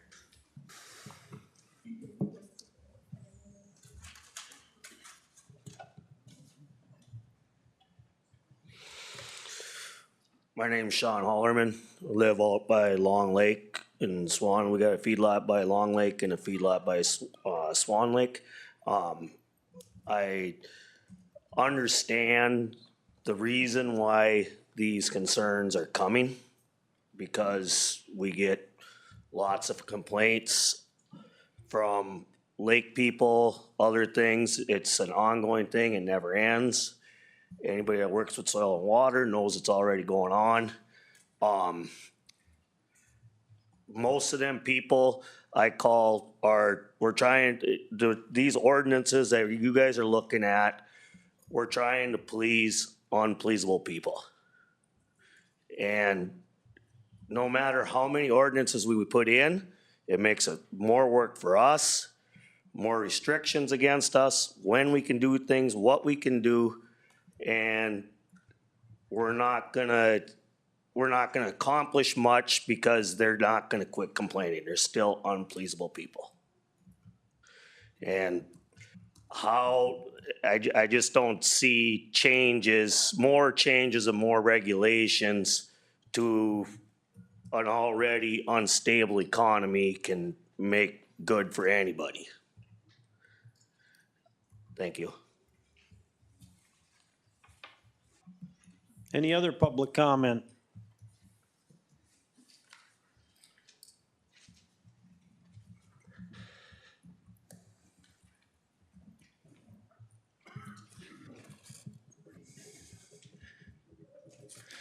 Okay, I'm Alan Halbersma, live in the Briarville area. Looking over this is the first time I got to glance at this, which is when it was handed to me here. And the one section, I agree with a lot of people, don't change something that's working. But there's one section in here that would be a challenge that I think we should look at, and it's the one about the feedlots of 10 animal units or greater. Section 9.11J is it, in our statutes. It was just right there, yep. And why I say that should be changed is if Todd County is proud of agriculture, and we have kids that want to be in the fair and show animals, 10 animal units is pretty small to put a family through the red tape of registering some kind of a lot.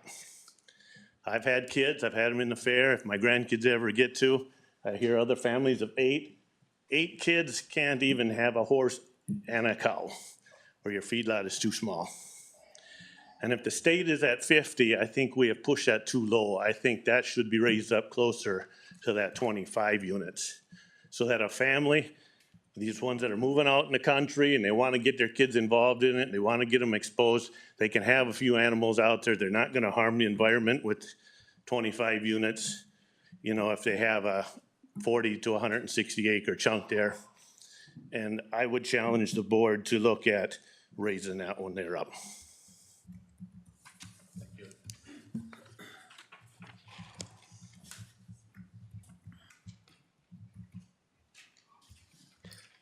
Any other public comment?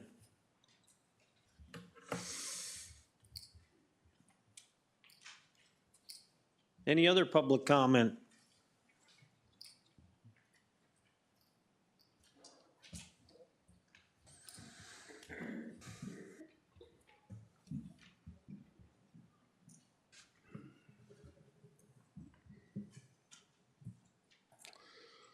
Gentlemen, so as I spoke earlier, about like what was going on with David, I mean, hey, like it got approved, but this is what this process is here for. I agree, why are we at 10 when the state's at 50? I don't think that, we shouldn't be doing that. That's what you guys are here for, this is your job, and unless you guys are telling me that you guys are overworked and you guys can't keep up with it, leave it where it's at, this is what this is meant for.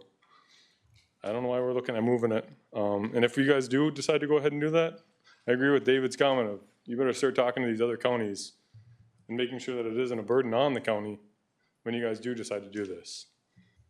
But otherwise, let it grow. I mean, if people want to grow and that's what's going to happen and that's how it's going to go, let it grow. I'm not about to go ahead and stop businesses from growing. Let it happen.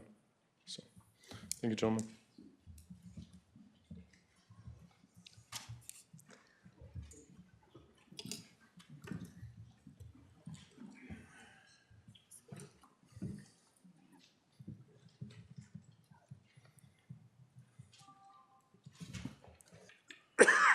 Mark Bunger. Quite a few people know my situation, my past. One thing that I haven't heard discussed, which you start messing with this ordinance, you're gonna start messing with, you know, not only farmers' lives, but also the ag businesses as well, because you start pushing ag business or these farmers out of Todd County, it's just like Hart Express, anybody, when they go out, so do the employees. They gotta find someplace else to make money. It's not gonna be in Todd County. You go up and down Long Prairie's Main Street, take a look at what that looks like. You need to keep ag in this county. That's what this county was built on. Yeah, you've got a lot of lakes and you've got a lot of stuff. Those people come and go in a week and you're, you know, supporting a small industry there. The rest of this county is all dirt and livestock, or a business that's related to it. So just keep that in mind. You know, you gotta protect the farmer, because they're the ones that are protecting the rest of your county.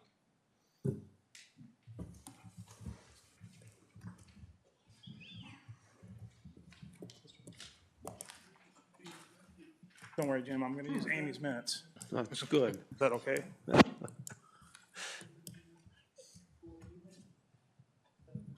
All right, my name is Jason Jarrett. I live just south of Highway 210. Got a beef farm with my wife and kids. The thing I guess I'm looking at here, it's almost 10 minutes to 10. Now, my kids weren't the only kids here. There's other kids that were here. We heard them on the hallway. Look at the people that are here that don't want nothing to change. They're all farmers. Where are the people that are sitting there complaining all the time? We cared enough to show up and say something. That means a hell of a lot. I don't see anybody else here complaining about anything else. We showed up because we care, because this is our livelihood. If we want something for our kids to have, you can't have anything. We don't live in the cities and make hundreds of thousands of dollars. What we can do is hang on to what we have to hopefully give to our kids. I don't care if I work my ass off the rest of my life and don't have nothing, if I can just leave it to my kids to where they can sustain and not even be rich, just earn a living. You guys can't be chained to stuff that works. The world can change, doesn't mean everything else has to. Don't forget about the farmers. Thank you. Any other public comment? Can I say one more thing since I'm not? Well, no, we'll wait till everybody else gets a chance. Any other public comment?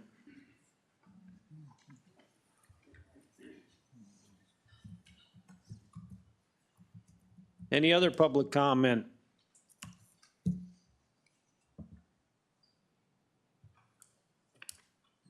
All right, Corey.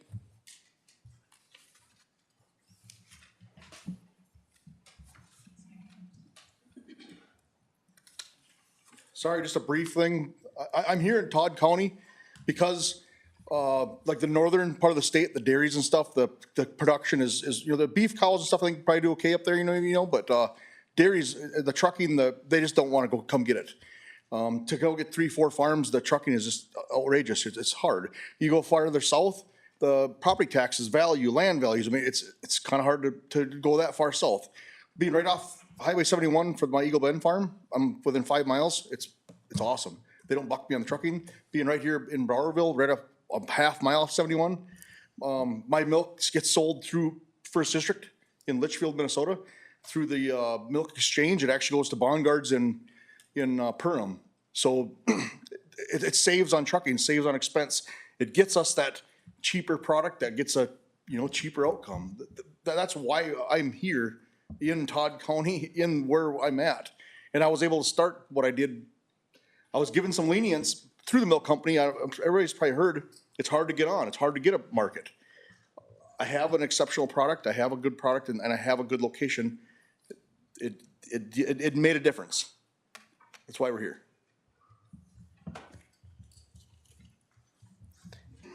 Any other public comment?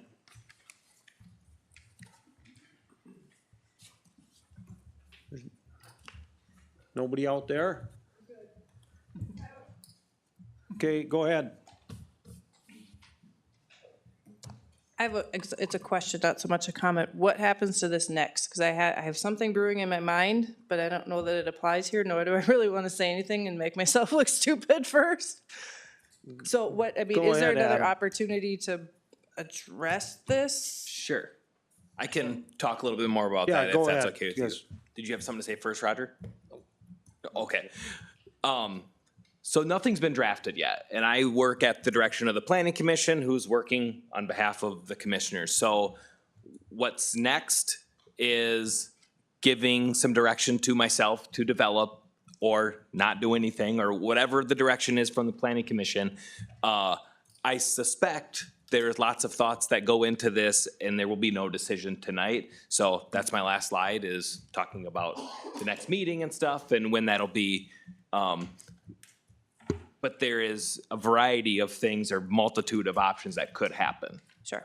But the public comment here tonight, I think, is gonna give them the direction they need to give me the direction I need to move it forward. Yeah, there won't be no decisions made tonight. We're a long ways from that.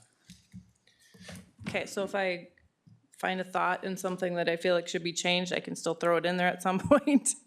Oh, yeah, Okay, it could that's all I be- needed to know. It could be 3-4 months, I mean. Perfect. Yeah. Last Thank thing you. we worked on for an ordinance took for your 6 months, didn't it? Yeah. Before we finally got it finally. Right. I got a call earlier today with that question of what is the timeline on this sort of thing. The solar ordinance we just amended took us 6 months. The septic ordinance, we started last winter, put it on pause for the summer, and now we're picking up this winter. We're going on 4, 5, 6 months with that one also. But Jim's pretty good about allowing public comment at every upcoming meeting. Even if it closes tonight, it's a good job of allowing public comment at future meetings too. Some of us old farmers, we move slow. Did you have a comment? Yes. Okay, go ahead.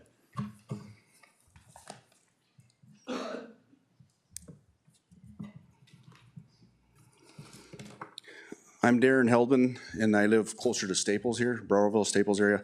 I don't know if you can answer right now or not, but I had a couple questions. Number one, with Todd County being more farm oriented than, say, a county closer to Minneapolis, St. Paul, why would we be so much lower on our number of animal units versus the states?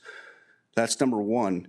Number two, a bunch of us I know that you guys did what you had to do for contacting whoever, but everybody up in our area never even heard about this conversation that was gonna happen tonight until I just heard about it on Saturday for the first time. So we started talking to people that we knew, and did you hear about it? No. So not even our own township, from my understanding, even heard about this. So, and I'm sure you put it through the paper and stuff, but that's all I had. Yeah, so our local ordinance requires us to notice the legal paper. So that goes to the Leader, what's the Independent News Herald, and the Staples paper. And we also are required to notify the chair and clerk of every township and every city. Those were the required notices went to. I'm a supervisor at West Union, and we did get notified. Okay, I guess I was under the impression that our township wasn't even made in Moran It should Township? have. Unless the postal service did a disservice to us, it should have arrived at the township, yep. Any other comments?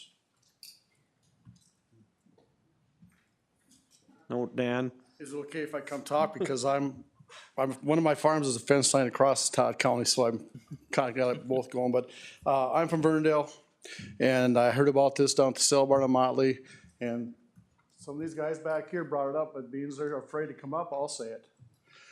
Have you guys, I've never understood how somebody can buy a piece of ground next to my feedlot and then start bitching about it. That was there before you got here. So how does that work? Why don't you guys think about, and if Wadena County tries to do this, I'll say the same thing there. Why don't you guys think about not permitting somebody to build next to a feedlot, have a 2-mile setback? That would eliminate a lot of trouble. That would eliminate a lot of trouble. And that was brought up at Motley Sale Barn, and it's smart. It makes common sense, which means it may not happen.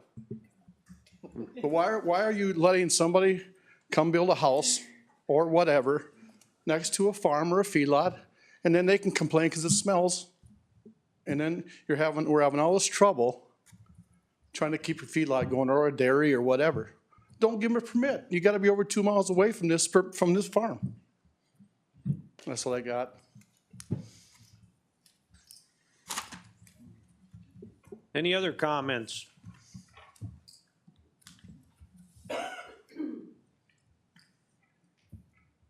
Any other comments?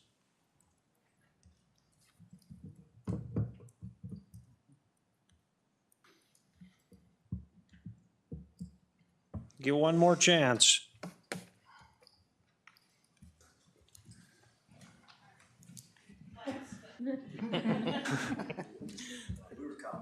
Oh, gosh. All right. I think most of you know me, but Deja Anton. And I'm here as I have to say almost a former farmer now. I'm almost down to hobby size. But first of all, I want to thank everybody who's here tonight, because you care about your county. And I think that's really important, and that includes you and you, okay? One of the things that I wanted to point out too is, and Mark started talking about it a little bit, is in this room, besides farmers, you have truck drivers. You have people that work at Dan's Prize. You have people, the auction barns. You have Daybreak probably somewhere in here. You've got at Long Prairie Packing. I work there too, that was fun. You have so much infrastructure. I couldn't believe this. I come from the East Coast, and I could not believe the infrastructure for agriculture that is here, the veterinarians, everything. And now you look at all of our kids go to school. You take ag infrastructure out of Todd by taking the farms out of Todd, and now what do you have? You have schools that are struggling, okay? So that, when it comes down to my child, I think about that sort of thing too. All of you support your community, and you do a dang good job supporting your community. I go out there in the past, and I've slapped you on the wrist, and you respond because you care, okay? I am so glad you're here expressing yourself. I don't want us to turn into England. I don't want us to turn into Idaho, where you go out and these vast agricultural valleys are there, and they're completely filled with people who wanted to move there and look at the mountains, and now they have to import everything. They have nothing left for feeding themselves.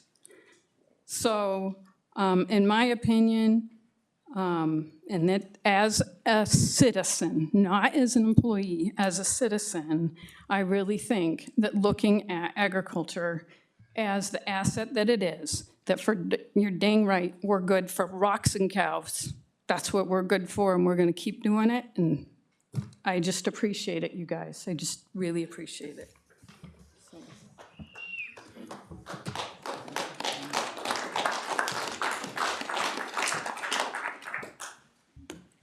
Any other public comment?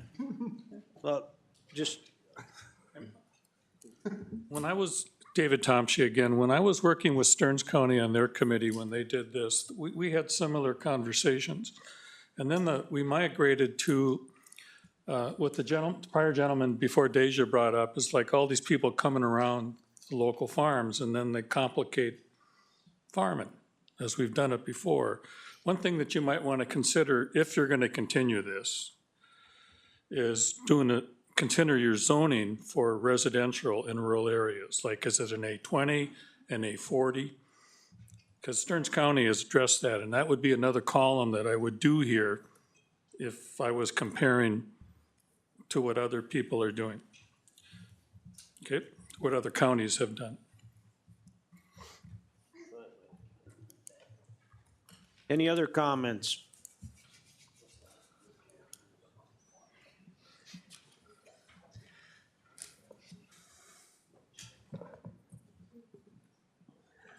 Dale Catterhagen.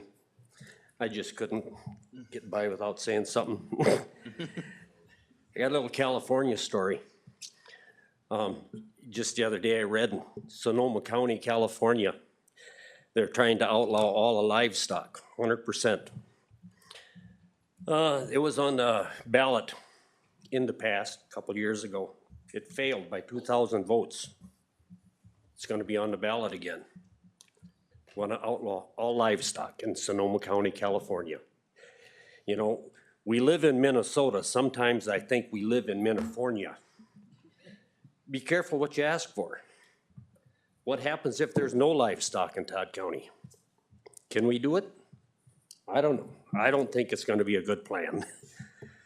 Careful. Thanks.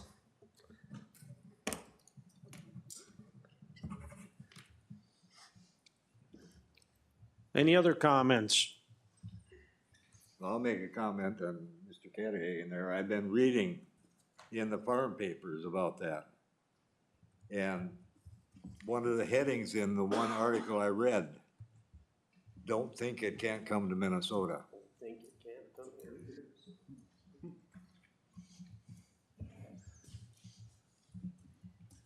Any other comments?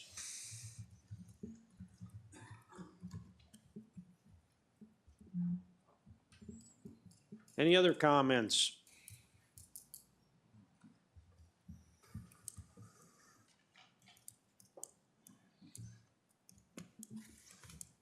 Any other comments?